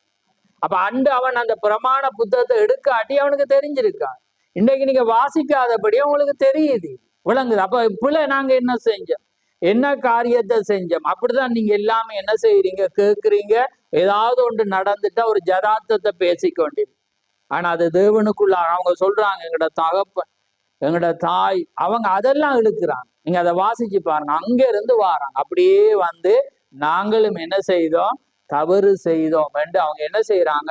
இன்னைக்கு பிரமாண புத்தகத்தை வாசிச்சீங்கன்னா நீங்க உங்களுக்கே தெரியும், நீங்க எங்கெங்க புலவுறீங்க, விளங்குதா உங்களுக்கு? தேவன் வந்து அவ்வளவு கரெக்டா, அவ்வளோ ஒரு பரிபூர்ணமான ஒரு நிலையில நீங்க வரணும் என்று அவர் என்ன செய்யறே, அவர் விரும்பு. அதுதான் தேவனுடைய என்ன காரியமா இருக்கு. நீங்க அந்த காரியத்துல நடக்காட்டி நீங்க ரிஜெக்ட். அப்ப பாருங்க எப்படியான அதான் கரடு முரடானப்பா. அப்ப ஒரு ஸ்தானத்துல தேவன் அழைச்சிட்டான் அந்த ஊழியக்காரனுக்கு. அவனுக்கு பாருங்க எப்படி ஒரு காரியத்தை சொல்றேன். ஏன்னா அவருக்கு தெரியும் அதை சொன்னா அவன் செய்வான். அவருக்கு தெரியும் யார் யாருக்கு எதை எப்படியான காரியத்தை. அதான் தீக்க சொல்லு பயங்கர கடினமான காரியத்தை அவர் கொடுக்கலாம், தான் நம்புறவனுக்கு தான் கொடுக்கற. ஏண்டா அவ்வளவு உத்தமமா இருந்தா அவனுக்கு தான் ஹார்டானது அவர் என்ன செய்வே கொடுப்பேரு. ஏண்டா குறைவா வளர்ந்திருந்தா குறைவானது தருது. ஆமே. அப்ப நீங்க தேவனுக்குள்ள எவ்வளவு தூரம் வளர்றீங்களோ அவ்வளவு தேவன் உங்களுக்குள்ளால பாவிச்சு நீங்க ஒரு பொன் தான், நீங்க ஒரு பொன்னாக விளங்க தேவன் என்ன செய்வீர் அவர் விளங்கு. ஏன்னா நீங்க அடிக்க அடிங்கினாலே நீங்க தங்கம். அர்ஜுனா சொல்ற மாதிரி தங்கத்தை நான் சொல்லல.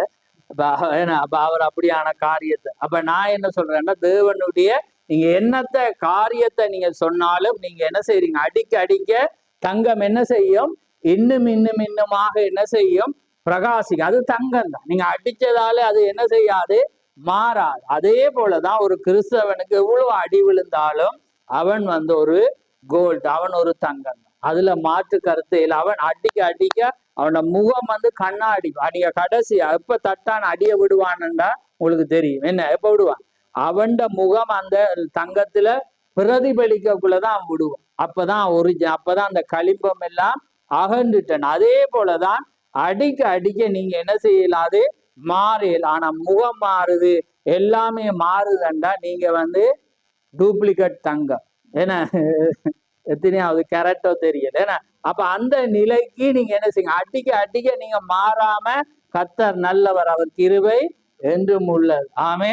நான் மன ரம்மியமா நான் இருப்பேன். ஆமே. நான் தேவன் ஒரு காரியத்தை கொண்டு செய்ய எந்த அவிசுவாசமுமே வராது. உலகத்துல எந்த காரியம் என்ன செய்ய மாட்டீங்க, நீங்க எதையுமே யோசிக்க மாட்டீங்க. ஏண்டா அவர் ராஜாதி ராஜா.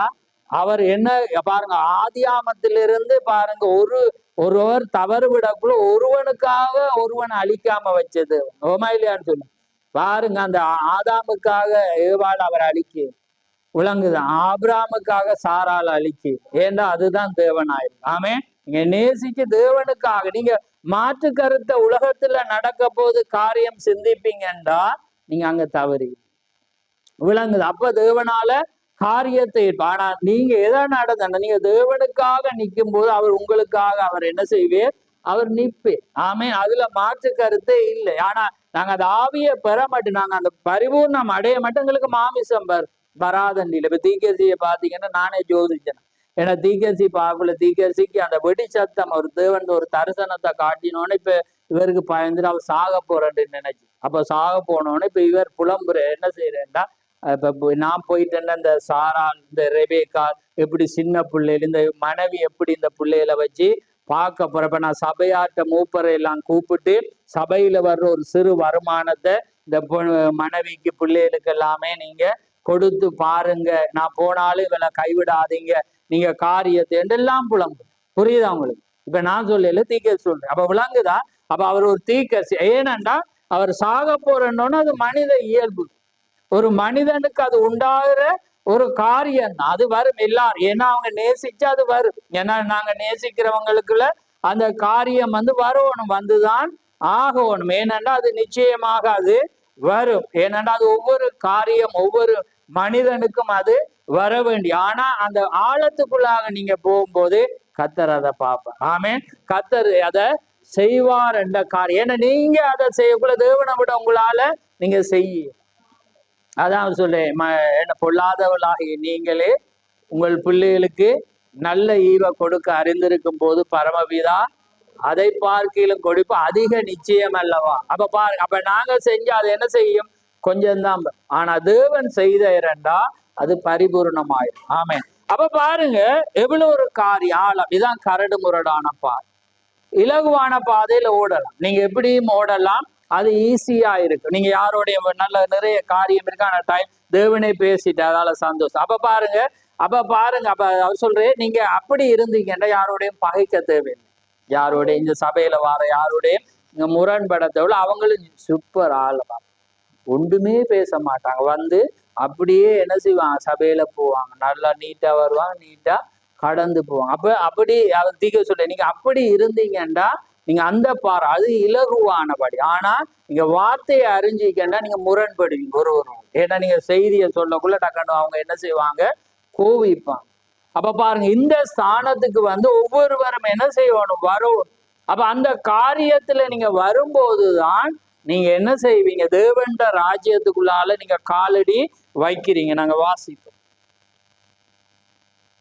அப்ப பாருங்க, நீங்க என்ன செய்யலாதான் நடுநிலை வகிக்க முடியாது. எப்பயுமே நீங்க வந்து மதில் மேல இருக்கிற பூனை மாதிரி தேவனுக்கு விருப்பம் இல்லை, நடுவுல இருக்குது.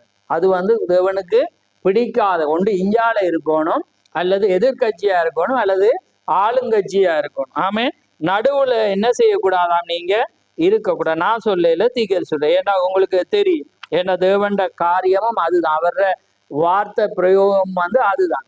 ஏதாவது ஒன்றுல இது அனலாவது குளிராவது. நீ ஒன்று அனலா இருக்கணும் அல்லது குளிர, ரெண்டும் இருந்தா என்ன செய்யும், ரெண்டுல நடுவுல இருந்தா எதையும் வைக்கலாம். ஆனா குளிரா இருந்தா என்ன செய்யலாம், தேவைக்கு ஏன்னா ஐஸ்ல வைக்கிற மாதிரி மீனை வைக்கலாம். அனலா இருந்தா என்ன செய்யலாம், சமையல் பண்ணலாம். ஆனா நீ ரெண்டுக்கும் இடையில இருந்தா என்ன செஞ்சிருவார், அவர் வாந்தி. அப்ப அதை நான் ஒன்று தவறா இருங்க அல்லது சரியா. நீங்க தவறா ஒரு காரியத்துல இருந்தீங்கன்னா தேவன் நேராக்குவார். ஏன்னா நீங்க உங்களோட கொள்கை அதான். பவுல் அவர் என்ன செய்யறே, தவறால போக்குல தேவன் சரியா வச்சு. ரைட். இவைகளை நீங்கள் இந்த நாளில் காணும் போது தேவனுடைய வார்த்தை வாக்களித்தவை இப்பொழுது நிறைவேறுவதை நாம் காணும் போது அதை ஏற்றுக்கொள்ள வேண்டியது அல்லது அது நின்று அகன்று செல்ல வேண்டிய பொறுப்பை நாம் பெற்றுள்ளோம். நீங்கள் நடுநிலை வகிக்க முடியாது. நீங்க என்ன செய்யலாது, நடுவுல சென்டர்ல இருந்து நீங்க ரெண்டு பேருக்காகவும் என்ன செய்யலாது, பேசல. தவறு இது சார். ஏனென்றா தேவன் வந்து அதை தான் விரும்ப. அவர் சொல்ற, நீங்க நியாயஸ்தலத்துல நிற்கும் போது நீங்க முகதாட்சியம் பண்ணுவது நல்லதல்ல. ஏன்னா ஒருவரை பார்த்தாடே அவர் எப்படி நினைச்சு நடு சென்டராகும். அப்படி அவர் வந்து என்ன செய்யலாது, அவர் அதை வெறுக்கிற. நீதிமொழியில அந்த அந்த நடுநிலையை குறித்து நிறைய வசனம் இருக்கு, நீங்க வாசிச்சீங்கன்னா தெரியும். ரைட். நடுநிலை வகிக்கும், அதை குறித்து நீங்கள் ஏதாவது ஒன்றை செய்ய வேண்டியவர்களா இருக்கிறீங்க, ஏதாவது ஒன்று செய்யப்பட வேண்டும். நீங்கள் சபைக்கு வந்துவிட்டு அதே ஆளாக வெளியே செல்ல முடியாது.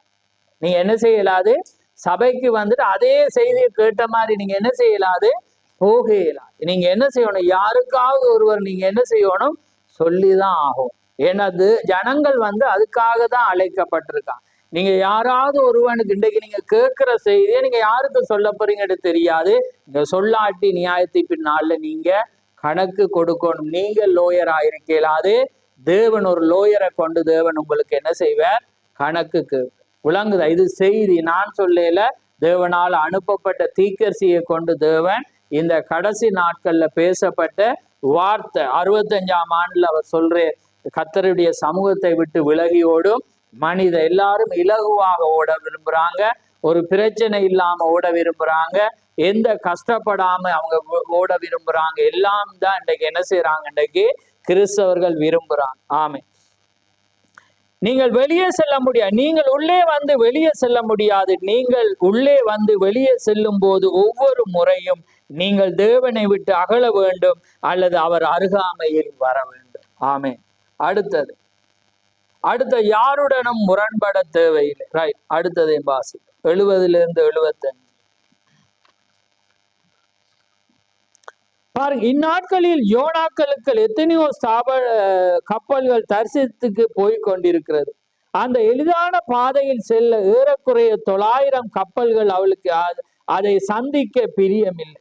யோனாவுக்கு புறையாதிகளிடம் செல்ல வேண்டிய சூழ்நிலை சந்திக்க பிரியமில்லை. நீங்கள் மனம் திரும்பாமல் போனால் 40 நாளில் அழிந்து விடுவீர்கள் என்று அதை கொடூரமான செய்தியை கொண்டு சொல்ல அவனுக்கு பிரியமில்லை. இன்னைக்கு செய்தி வந்து கொடூரமான. ஆமே.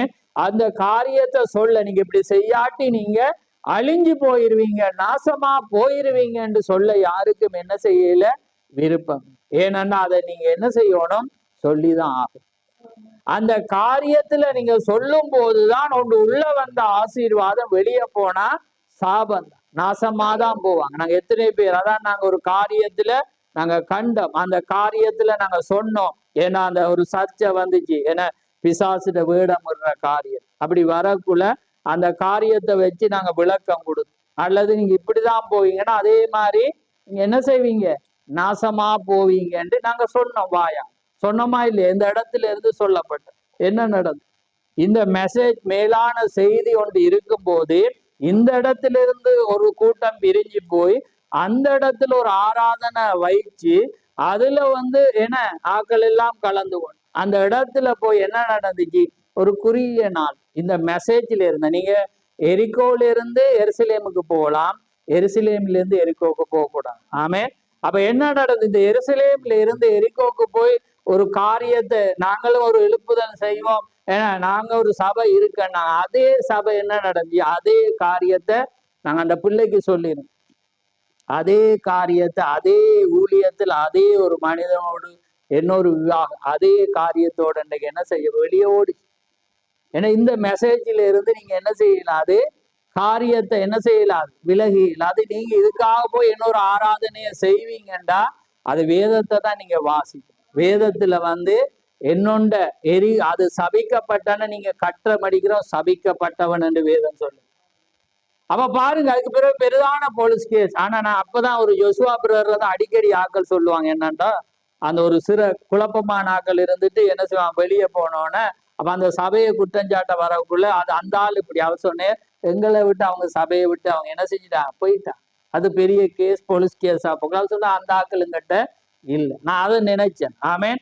அதே போல அந்த கூட்டமானது இருக்கக்குள்ள வெளியில போக்குள்ள அது பயங்கரமான அந்த சூழல்கள் அந்த என்ன செய்யப்பட்டது, ஏற்றப்பட்டது, பெரிதான கேஸுகள் போனது. ஆனா இன்றைக்கு இளமையான அந்த பிள்ளை என்ன செய்யுது, வெளியே ஒரு காரியத்துக்குள்ள போக, அதுவும் தவறான ஒரு காரியத்துல எந்த ஊழியத்தை எழுப்பி எந்த ஆராதனை வச்சா அந்த ஊழியக்காரனுடைய அந்த காரியம் என்ன செய்யப்படுது, அவன் என்ன செய்தா செய்யவன். ஏனண்டா இது மெசேஜா, இது நீங்க மனிதனோட போராடுற காரியம் இல்ல, இங்க தேவன் இருக்கு. ஆமே. இது தேவனுடைய வார்த்தையாயிருக்கு. ஆமா. எந்த மனிதன் எப்படி சேட்டை விட்டவங்க எல்லாம் நாங்க பார்த்திருக்கிறோம், அவனோட முடிவு அதே நிலை. அது இன்றைக்கும் அது வராதபடி நீங்க என்ன செய்யணும்? ஒவ்வொருவரும் நீங்க எருசலேம்ல இருந்து நீங்க என்ன செய்யுங்க, எரிகோக்கு போய் எரிகோல இருந்து எருசலேமுக்கு வாங்க. அதான் இன்றைக்கு எருசலேம்ல இருந்து ஒருவன் எரிகோவுக்கு போக்குள்ளதான் எங்க ஆகப்பட்டான்? கல்லர் குகை. அதான் வெளிப்பாடு. எரிகோல இருந்து எருசலேமுக்கு போனா தப்புவீங்க, அது அப்பத்தின் வீடு பாதுகாக்க. ஆனா எருசலேம்ல இருந்து எரிகோவுக்கு போனா கல்லர் குகையில தான் நீங்க என்ன செய்வீங்க, அகப்படுவீங்க. உங்களுக்கு எவ்வளவு ஒரு தைரியம்! இந்த மெசேஜ் கீழாக ஒரு சபையை உண்டு பண்ணுறவட முடிவை நாங்க பார்த்துருக்கோம். என்ற ஊழியத்தில் அது நடக்கும். ஆனா அது தேவன் நினைச்சாதான் அது நடக்கும். ஆமேன். அது தேவன் ஏற்படுத்தி ஒரு அடையாளத்துக்கு கொண்டு வந்தாதான் அது நடக்கும். இல்லாட்டி எதுவுமே நடக்காது. எந்த காரியமா இருந்தாலும் என்ன செய்யப்படும், அது சுக்குநூறாகப்படும். ஏனென்றா அந்த செருபாபிலுக்கு முன்னாலே எந்த பூமியின் நிலை நிற்கலாது. ஆமே. ஏனென்றா இது செய்தி. ஆமே. இது மனிதன் அல்ல, இது செய்தியாக அது இருக்கிறது. ரைட். அப்ப பாருங்க. ரைட்.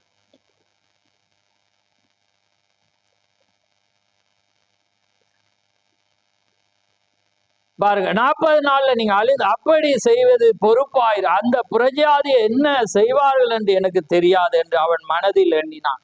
ஆனால் அவன் அதை சகிக்க வேண்டியதாய் பாருங்க, சந்திக்க வேண்டியதாய் இருந்தது பாருங்கள். ஆனால் அவனோ ஒரு எளிதான வழியில் செல்ல எண்ணினான். இன்னைக்கு நாங்க எத்தனை பேர், நாங்க ஒவ்வொருவர் என்னோட தொடக்கம் எல்லாரும் நினைக்கும். ஏண்டா பாவத்தை சந்திக்கும் போது நீங்க என்ன செய்யணும் சொல்லிதான் ஆகும். ஏனண்டா இங்க வாங்க, இது செய்யாட்டி இது சாபம், இல்லாட்டி இது சபிக்கு. உங்களோட வசனம் வரணும், இல்லாட்டி மெழுகு பூசையலாம். ஒன்று ஆசீர்வாதம் அல்லது சாபம், ரெண்டும் தான், நடுவுல இல்லை. நீங்க அதை சொல்லிதான் ஆகணும். ஏனண்டா அந்த காரியத்துல வராட்டி அதுதான் முடிவாயிருக்கு. அதுவோ மக்களால் விருப்பப்படும் பிரபலமான வழியாகும். அந்த வழியில் செல்வது எளிது. அப்பொழுது எல்லாரும் உங்கள் முதுகை தட்டி கொடுத்து உங்களை நல்லவர்கள் என்று புகழ்ந்து இவர் இன்னார் இன்னார் என்பார்கள். உலகம் உங்களை மதிப்புடன் நோக்கும். என்ன செய்யும்? உங்களை எல்லாரும் முதுகை என்ன செய்வாங்க? தட்டுவாங்க. இன்னார் இன்னார் என்று என்ன செய்வாங்க? உங்களுக்கு மதிப்பான். ஆனா நீங்க வார்த்தையை பேசினீங்கன்னா உங்களை எல்லாமே வெறுப்பான். யார் யார் புகழ்ந்தாங்களோ அவங்க எல்லாமே அவங்க செய்வாங்க. ஏனென்றா இன்னைக்கு தட்டி கொடுக்கிற ஊழியத்துக்கு பின்னால இன்னைக்கு அநேக ஜனங்கள் இன்றைக்கு இன்னைக்கு மெசேஜ், இன்னைக்கு எனக்கு வேதனையான ஒரு காரியம் என்னண்டா, இந்த மெசேஜ் ஆனது சரியான காரியத்துல போற இன்னைக்கு ஜனங்கள் குறைஞ்சிட்டான். ஏன்னா இன்னைக்கு பிள்ளையான காரியத்துல இன்னைக்கு அநேக கூட்டங்கள் போயிட்டாங்க. தவறான பாதை புரியுதே இல்லை. அது ஒரு வேதனைக்குரியதா இருந்தாலும் ஒரு சின்ன பொயின்ல பாருங்க, பெரிதான கூட்டமே என்ன செஞ்சிருக்கு, இன்னைக்கு ஒன்று கூடி இருக்கு. ஆனா அது வேதனை. ஏனென்றா அந்த ஒரு பொயின், ஒரு காரியத்துல அறியலாம ஒரு காரியத்துல என்ன செய்யறாங்க இன்னைக்கு. ஆனா அவங்களோட ஊழியங்கள் அவங்க திரும்பி அமர்ந்திருந்து பார்த்தாங்கடா, யார தட்டி கொடுக்குறாங்க, யார முன்னுக்கு வைக்கிறாங்க, எப்படி அந்த ஊழியத்தை செய்யறாங்க, தவறான காரியத்தில் எப்படி முன்னுக்கு நிக்கிறாங்கன்னு பாருங்க. அதை பாருங்க. நாங்க இன்னைக்கு இதையுமே நான் பேச வரேன். ஆமே. ஏனண்டா இது எங்களுக்கு அவசியம் இல்லாத, ஆனா ஒரு ஆழமான நேசிக்கிற ஒரு மனிதனுக்கு தான் அந்த பாரம். ஏன்னா அதை பாருங்க, ஒரு மெசேஜ் எப்படி ஒரு பிரிவினையை கொண்டு இன்னைக்கு அது நாங்க எடுக்கலாம், அதை சேரலாம். ஆனா என்னால் அது ஒத்து போயில. ஏன்னா அது தேவனுடைய வார்த்தையா இருக்கு. ஆமே. அதை தான் நான் சொல்லுவேன். அதே போல நீங்களும் உண்மையா இருந்தா உங்களாலே அது ஒத்து போயிடும். ஆமே. ஏனென்றா அது தேவனுடைய வார்த்தை. அந்த மெசேஜ் ஒரு சிறிய புள்ளிதான், சிறிய காரியம் தான், அதை ஏற்றுக்கொள்ளல. ஏனென்றா அது வெளிப்பாடே அதை என்ன செய்யும், மாற்றி போடும். அதால பாருங்க, இல்லாட்டி எத்தனையோ காரியம் தட்டி கொடுக்கப்படும். இன்றைக்கு ஒரு உன்னத நிலைக்கு நாங்க போகலாம், உயரலாம், ஒரு திரளான கூட்டத்தை நாங்க சேர்க்கலாம். ஆனா அது அல்ல. சத்தியத்துக்காக நிக்கணும்டா, பகைச்சுதான் ஆகணும். அது ஆனா அந்த ஊழியத்தை நிதானிச்சு பாருங்க. அதை தான் நான் சொல்லுவேன். ஏண்டா அந்த ஊழியங்கள் சரியாக செய்யப்படுமா இருந்தா தேவன் சரியாக செய்யும். ஆனா இன்னைக்கு அநேக ஜோனாக்களை போல தட்டி கொடுக்க இன்னைக்கு யாருமே தட்டி கொடுக்க இயலாது. பிழைண்டா அது பிழைதான், சரியண்டா அது சரியாதான் அது இருக்கிறது. ஆமே. பாருங்க, பிரபலமான வழியில் செல்வது எளிது, ஆனால் நீங்கள் வித்தியாசமான ஒன்றை செய்ய வேண்டும் என்னும் போது நீங்கள் உண்மை என்று அறிந்துள்ள ஒன்றின் மேல் உறுதியாக நிற்க வேண்டியது அவசியமாயுள்ளது. என்னையா உண்மையுண்டு, நீங்க எதை அறிஞ்சிருக்கிறீங்களோ அதுல உறுதியாய் நிற்க வேண்டியது அவசியமாயிருக்கு. அதனாலதான் நான் அறிஞ்ச அவமண்டு, நான் இல்லைன்றே சொல்ல மாட்டேன். அப்படி இருந்தா தேவன் ஒருவேளை நான் தவறா இருந்தா சரி கொண்டு வரும். ஆமே. நான் அப்படி இருக்கலாம், ஒரு வேளை என்னன்னா அது தேவனுக்கு சம்பந்தமே. ஆமே. ஒன்று சரி அல்லது பிழை, அதுதான் தேவனுடைய ஒரு காரியமா இருக்கு. பாரு, எனவே நாம் செல்வதற்கு எளிதான வழிகள் உள்ளன என்று நாம் காண்கிறோம். தர்சீசுக்கு போகும் கப்பல்கள் அது எளிது, பொறுப்பு எதுவுமே என்ன இல்லை. தர்சீசுக்கு போனா பொறுப்பே இல்லை. ஏன்னா நீங்க வரலாம் போகலாம், என்னவும் செய்யலாம், எந்தெந்த கடமையும் இல்லை. நீங்க டைமுக்கு வரலாம், டைமுக்கு போகலாம். அது தர்சீசுக்கு போற கப்பலா இருக்கு. ஆனா நீங்க நினிவேக்கு போகணுமெண்டா அது கரடு முரடான பாதை. நீங்க உங்களோட பிரயாசங்களை கொடுத்தாகணும், பிரயாசங்களை செலவழிச்சு ஆலயத்துக்கு வரணும். கஷ்டமோ துன்பமோ யார் எதிர்த்தாலும் வந்துதான் ஆகும். ஆமே. இதுதான் நீங்க அழைக்கப்பட்டது. ஏன்னா நீங்க தைரியமா இருப்பீங்கன்னு தான் தேவன் உங்களை அறிஞ்ச. அதாலதான் மோசேட்ட சொல்றேன், நீங்க மூப்பர்கள் மாத்திரம் என்ன செய்யுங்க, போய் தொழுது கொண்டு வாங்க. அவன் ஒரு குளம், உங்களோட ஆடு மாடு மனைவி புல்லு எல்லாமே கத்தர் ஆராது. ஆமேன். ஒன்றும் விடப்படையலாம். பாருங்க, அவனோட சமரசம் டீலிங்குக்கு வந்தான். அவன் சொன்னா, நாங்க விடுறோம், உங்களுக்கு பாதுகாப்பு தரோம், உங்களுக்கு போங்க. எல்லா ஆடு மாடுகள் துவங்கி எங்களோட பிள்ளைகள் மட்டும் நம்ம கத்தரை ஆராதிக்க வேண்டும். ஆமே. நாங்க எல்லாமே ஆராதிக்க வேண்டும். ஏன்னா ஒரு டீலிங்கும் இல்லை, ஒரு சமரசமும் இல்லை. ஏன்னாண்டா கத்தரை தான் நாங்க ஆராதிப்போம். ஆமே. அதுதான் நினிவேக்கு போறவன். இன்னைக்கு நீங்க என்னென்னலாம் செய்து கொண்டு தேவனுடைய காரியங்களுக்கு நீங்க தேவனை தேடாம நாங்க சரியன்றீங்களே, அதுதான் ஒரு வேதனைக்குரியது. ஏன் எனக்கு இப்படி பிரச்சனை, ஏன் என்னுடைய குடும்பத்துல தொல்லை, ஏன் இந்த கஷ்டம், ஏன் காரியம் எல்லாமே சொல்றாங்க. ஆனா ஏனன்றத வார்த்தைக்கு வாங்க, அதுதான் வேதனை. நீங்க வார்த்தைக்கு வந்தீங்கன்னா தேவன் உங்களை மாத்துவார். ஆமே. தேவன் உங்களோட உங்களுக்கு பிரச்சனை வராது. ஏண்டா அவர் குழப்பத்துக்கு தேவன் அல்ல, சமாதானத்துக்கு. ஏன் பிள்ளைகள் இப்படி இருக்கிறாங்க, கொடூரமா இருக்கிறாங்க, பயமா இருக்கிறது, அப்படி இருக்கிறது, இப்படி இருக்கிறது, அது இது என்று நீங்க சொல்றீங்க. ஆனா வேதத்தை நான் யோசிக்கிறேன், நான் வேதத்தை வாசிக்கிறேன். வேதத்தை வாசிச்சு அது வர விட மாட்டேன். தேவன் உங்களுக்கு ஒரு சமாதானத்தை இளைப்பாறுதல் அவர் தருவேர். உங்களோட காலத்துல நீங்க வேதத்துல ராஜாக்களை வாசிங்க, அவங்க தவறு விடுறாங்க, ஆனா தவற உணர்ந்தோன்னு அவர் சொல்றாரு, பாருங்க, ஒரு கேப் ஒன்று, இடைவெளியை வந்து சொல்றேன். உன்னோட காலத்துல நான் அதை செய்யாதபடி நான் அடுத்த காலத்துல நான் அதை செய்வேன். ஏன்னா இவனுக்கு அது சமாதானம் வேணும். ஏன்னா இவன் திருந்திட்டான். ஆமே. அதனால அவர் அதை கொஞ்சம் செப்பரேட்டா தள்ளி வைக்கல. ஒருவேளை போதோ போகல எனக்கு தெரியாது, விளங்குது. ஆனா நீங்க அந்த மனவேதனையை உங்களோட காலத்துல அனுபவிக்காதபடி தேவன் உங்களுக்காக காலத்தை ஊர்றேன். வாசிங்க, வேதத்தை வாசிங்க, வேதத்தை வாசிங்க. அப்படி இருக்குது எல்லாம். பாருங்க, அவங்க அப்படி நிறைய பேர், நிறைய ராஜாக்களுக்கு அவங்க செஞ்சோன்னு அவர் சொல்லி, சரி உண்ட காலத்துல இல்லாம ஒரு 2-3 தலைமுறைக்கு பிறகு நான் பழி வேண்டுவேன், நான் கேட்பேன், ஆனா அந்த தண்டனை ஜனத்துக்கு நான் கொடுப்பேன். ஆனா அவருக்காக அவன் நின்றதுக்காக தேவன் என்ன செய்யறேன், போனஸை கொடுக்குற. ஆமேன். அதே தேவன் இன்றைக்கு ஆட்டு மாடுட ரத்தத்துக்கு கொடுத்தா, இன்னைக்கு வெளியேறப்பட்ட இயேசு கிறிஸ்துடைய ரத்தத்துக்கு வந்து அதிக நிச்சயமாய். ஆமே. அப்ப பாருங்க எப்படிப்பட்ட காரியம் தான். நான் ஒன்று வாசிக்கிறேன், செய்தி ஆழமா இருக்கிறது, நான் முடிக்கல. ரைட். இன்னைக்கு எளிது, பொறுப்பு எதுவும் இல்லை, எல்லாமே உங்களுக்கு கிடைக்கிறது, எல்லாமே உங்கள் மேல் பிரியம் கொள்ளுகின்றன. நீங்கள் யாருடமும் கருத்து வேற்றுமை கொண்டிருப்பதில்லை. ஆனால் அது உணவு தட்டுக்களை துடைக்கும் கந்தே துணை அன்றி அது உண்மை ஒன்றுக்கும் உதவாது. தோல்வி அடைந்த ஒன்று, நீங்கள் யாராயிருந்தாலும் எனக்கு கவலை இல்லை. நீங்கள் உண்மை என்று அறிந்துதலின் பேரில் உறுதியாக நிற்பீர்கள். ஆனால் நாணயமான ஜனங்கள் உங்களை குறித்து பெரிதாக நினைப்பார்கள். அது உண்மையா நாணயமுள்ள ஜனம்னா உண்மையான ஜனங்கள் உங்களை மெச்சுவாங்க, உத்தமர்கள் என்று அறிந்து கொள்வார்கள்.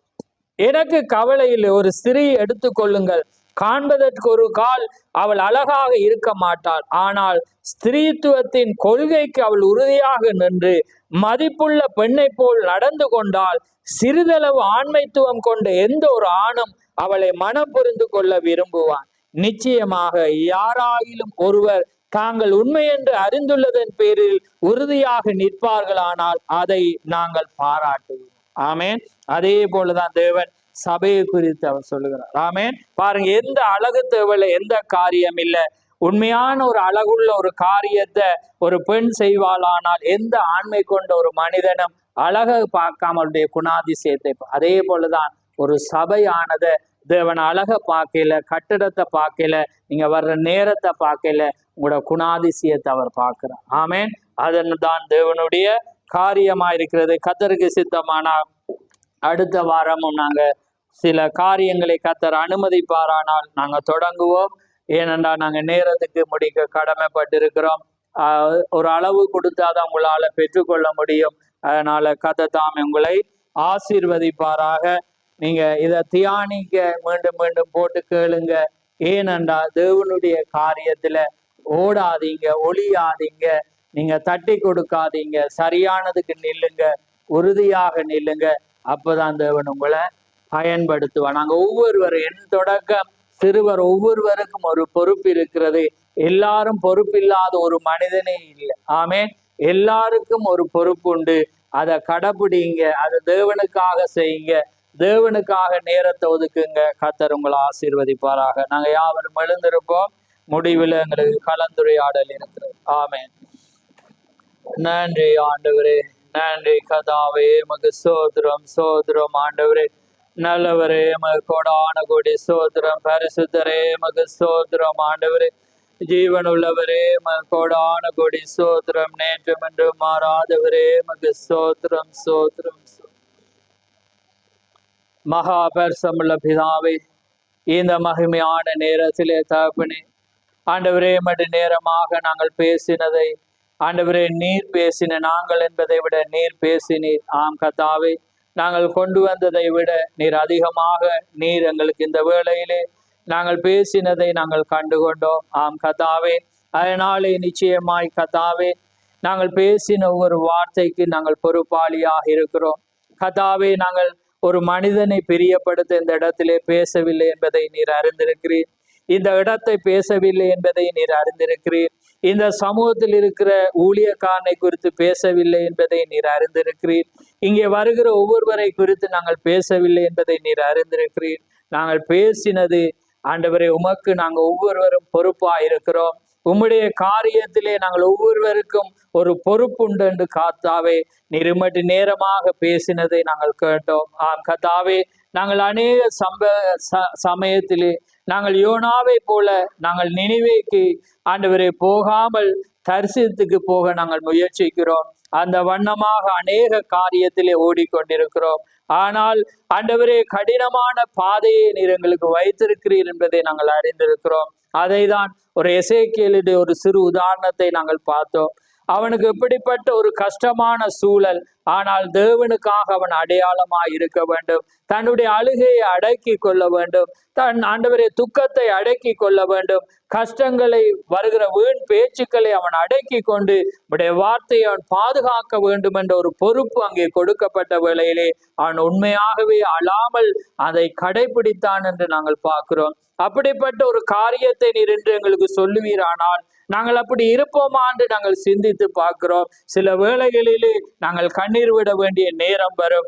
அல்லது நாங்கள் மனிதர்களுடைய காரியங்களை கொண்டு அதை அப்படி செய்யலாம், ஒரு காரியத்தின் நிமித்தம் நாங்கள் மரண வீடை செய்ய வேண்டும், நீங்கள் உங்களுக்காக செய்யாவிட்டாலும் நாங்கள் மற்றவர்களுக்காக செய்ய வேண்டும் என்று பலர் ஆலோசனை சொல்வார்கள்.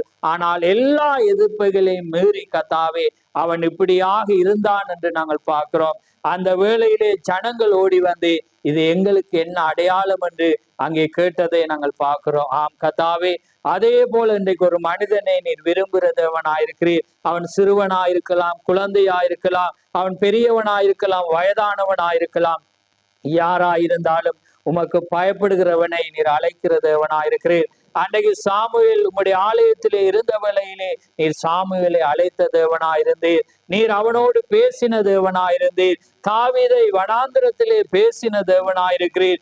எரேமியாவை தாயின் கருவிலே உருவாகும் முன்பு நீர் அழைத்த தேவனாயிருக்கிறீர்.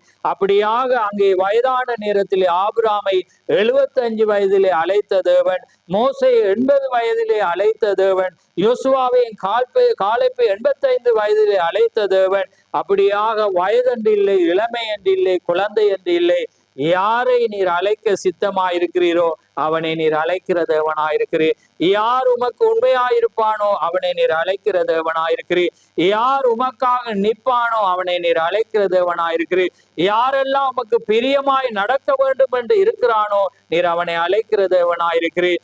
யாரெல்லாம் உமக்காக நான் வாஞ்சிக்கிறவனாய் அவனுக்காக பரிதவிக்கிற, மற்றவர்களுக்காக உலகத்திலே கர்த்தாவை வேதனைப்படுகிற ஒரு மனிதனுக்காக நீர் அவனை நீர் அழைக்கிற தேவனாயிருக்கிறீர். ஏனென்றால் அந்த ஆத்தும பாரத்தோடு மற்ற அன்றைக்கு நெகோமி அந்த வண்ணமாய் தன்னுடைய ஜனத்துக்காக அங்கே வேதனை அடைந்து கொண்டு அதை கட்ட வேண்டும் என்று வாஞ்சிக்கிற வேளையிலே நீர் அவனை அழைத்த தேவன். அதே தேவன் இன்றைக்கு நீர் மாறாத தேவனாயிருக்கிறீர். அதனாலே கர்த்தாவே, உம்முடைய மனவாட்டி எங்கே இருக்கிறாள், எப்படி இருக்கிறாள், எந்த உருவில் இருக்கிறாள், எந்த வயதில் இருக்கிறாள் என்பதை நாங்கள் அறியோம். ஆனால் நீர் அறிந்த தேவனாயிருக்கிறீர். யாரை எப்போது, எந்த நேரத்திலே, எந்த சமயத்திலே, எந்த சந்தர்ப்பத்திலே, எந்த மனிதனை கொண்டு நீர் அழைக்க சித்தமாயிருக்கிறீரோ அவனை நீர் அழைக்கிற தேவனாயிருக்கிறீர். அப்பொழுது அவன் வரும்போது எல்லாமே மௌனமாகும் என்பதை நாங்கள் அறிந்திருக்கிறோம். மற்றவர்கள் அதுக்கு பிற்பாடு எரிச்சல் கொண்டாலும் அங்கே பிரயோஜனம் இல்லை என்பதை நாங்கள் அறிந்திருக்கிறோம். அதனால் தான் கர்த்தாவே, அன்றைக்கு சன்பலாத் பிலாத்து அங்கே எருசலேமிலே இருந்தார்கள். ஆனால் பாபிலோனில் இருந்த நெகோமி அங்கே அலங்கத்தை கட்ட வந்த வேளையிலே அவர்கள் எதிராக வந்து நாங்களும் கட்டுவோம் என்று அந்த காரியத்திலே வந்தார்கள். ஆனால் அவர்கள் ரிஜெக்ட் பண்ணப்பட்டார்கள். ஏனென்றால் இருக்கும்போது செய்யாமல் இன்னொன்று வரும்போது செய்யப்படுகிற வேளையிலே எல்லாமே அது அங்கே நிதர்சனமாகிறதை நாங்கள் பார்க்கிறோம். அதே போல கர்த்தாவே, இந்த ஸ்தானத்திலே எல்லா மனிதர்களுக்கும் இங்கே வருகிற ஒவ்வொரு சிறு பிள்ளைகள் தொடக்கம் வயதான ஒவ்வொருவருக்கும் ஒரு சேவை உண்டு, பொறுப்புண்டு என்று அறிந்திருக்கிறோம். அதனாலே அந்த பொறுப்பை அவர்கள் தட்டி கழிக்கும் போது, இன்னொரு மனிதனை நீர் எழுப்பும் போது கர்த்தாவே, இவர்கள் அப்பொழுது வேதனை அடையாத வண்ணம் ஆண்டவரே, தாங்கள் இருக்கிற சமயத்திலே கர்த்தருக்காக ஒரு சேவை செய்ய வேண்டும், என் வாழ்நாளிலே அவருக்காக நான் வாழ்ந்து மரிக்க வேண்டும் என்ற அந்த வைராக்கியம் எடுத்துக்கொள்ள நீர் கிருபை செய்யும். அதுவே ஒவ்வொரு மனிதனும் எடுத்த ஒன்றாயிருக்கிறது. கர்த்தருக்காக எதையாவது ஒன்றை செய்ய வேண்டும், எதையாவது நான் செய்ய வேண்டும் என்று ஒவ்வொரு மனிதனும் வாஞ்சித்தார்கள். இன்றைக்கு இருந்து சந்தர்ப்பம் கூட இன்னைக்கு செயற்படாமல் இருக்கிறதை நாங்கள் பார்க்கிறோம். அதனாலே கர்த்தாவே, என்னுடைய வார்த்தை ஒன்றுமே கிரிய செய்ய முடியாது என்று அறிந்திருக்கிறோம். ஆனால் பரிசுத்த ஆவி நீர் உள்ளே பிரவேசித்து கர்த்தாவே, நீர் ஊடுருவி ஆண்டவரே, ஆண்டவரே, இது வார்த்தை என்பதை உணர்த்தி கர்த்தாவே, ஒவ்வொருவரும் தங்களை தாழ்த்த நீர் கிருபை செய்யும். யாவையும் உம்முடைய கரத்தில் ஒப்பு கொடுக்கிறோம். இந்த சமூகத்தை உம்முடைய கரத்தில் ஒப்பு கொடுக்கிறோம். இந்த ஆலயத்தை உம்முடைய கரத்தில் ஒப்பு கொடுக்கிறோம். இங்கே வர்ற ஒவ்வொரு பரிசுத்தவானையும் உம்முடைய கரத்தில் ஒப்பு கொடுக்கிறோம். வராத ஒவ்வொருவோடையும் உம்முடைய கரத்தில் ஒப்பு கொடுக்கிறோம். இனிமேல் நீர் அழைக்கிற ஆடுகள் ஒருவேளை இங்கே வருவார்கள், ஆனால் அவர்களை உம்முடைய கரத்தில் ஒப்பு கொடுக்கிறோம். ஏனென்றால் ரட்சிக்கிறவர்களை நீர் அனுதினமும் உம்முடைய சமூகத்திலே ஆண்டவரே, நீர் அழைக்கிற தேவனாயிருக்கிறீர். அதனாலே நிச்சயமாய் நீர் அழைப்பீர் என்று நாங்கள் அறிந்திருக்கிறோம். அதனால ஒவ்வொன்றையும் உம்முடைய கரத்திலே தாழ்த்தி எங்களுக்காக மரித்து உயிர்த்து என்றென்றும் ஜீவிக்கிற ஆண்டவரும் இரட்சகருமாகிய இயேசு கிறிஸ்துவின் நாமத்தில் கேட்கிறோம். ஆமென், ஆமென். பரமண்டலத்தில் இருக்க எங்கள் பிதாவே, உம்முடைய நாமம் பரிசுத்தப்படுவதாக, உம்முடைய ராஜ்யம் வருவதாக, உம்முடைய சித்த பரலோகத்திலே செய்யப்படுவது போல பூலோகத்திலும் செய்யப்படுவதாக. எங்களுக்கு வேண்டிய ஆகாரத்தை என்று எங்களுக்கு தாரும். எங்கள் கடனாளிகளை நாங்கள் மன்னிக்கிறது போல எங்கள் கடன்களையும் எங்களுக்கு மன்னி. எங்களை சோதனைக்குட்படாமல் தீமையிலிருந்து ரட்சித்துக் கொள்ளும். ராஜ்யமும் வல்லமையும் மகிமையும் என்றென்றைக்கும் உம்முடையவைகளே. ஆமென், ஆமென். என் ஆத்துமாவே கர்த்தரை ஸ்தோத்திரி, என் முழு உள்ளமே அவருடைய பரிசுநாமத்தை ஸ்தோத்திரி. என் ஆத்துமாவே கர்த்தரை ஸ்தோத்திரி, அவர் செய்த சகல உபகாரங்களையும் மறவாதே. ஆமென், ஆமென். கர்த்தர் தாம் எங்கள் ஒவ்வொருவரையும் ஆசீர்வதிப்பாரா. ஆமென். Praise the Lord.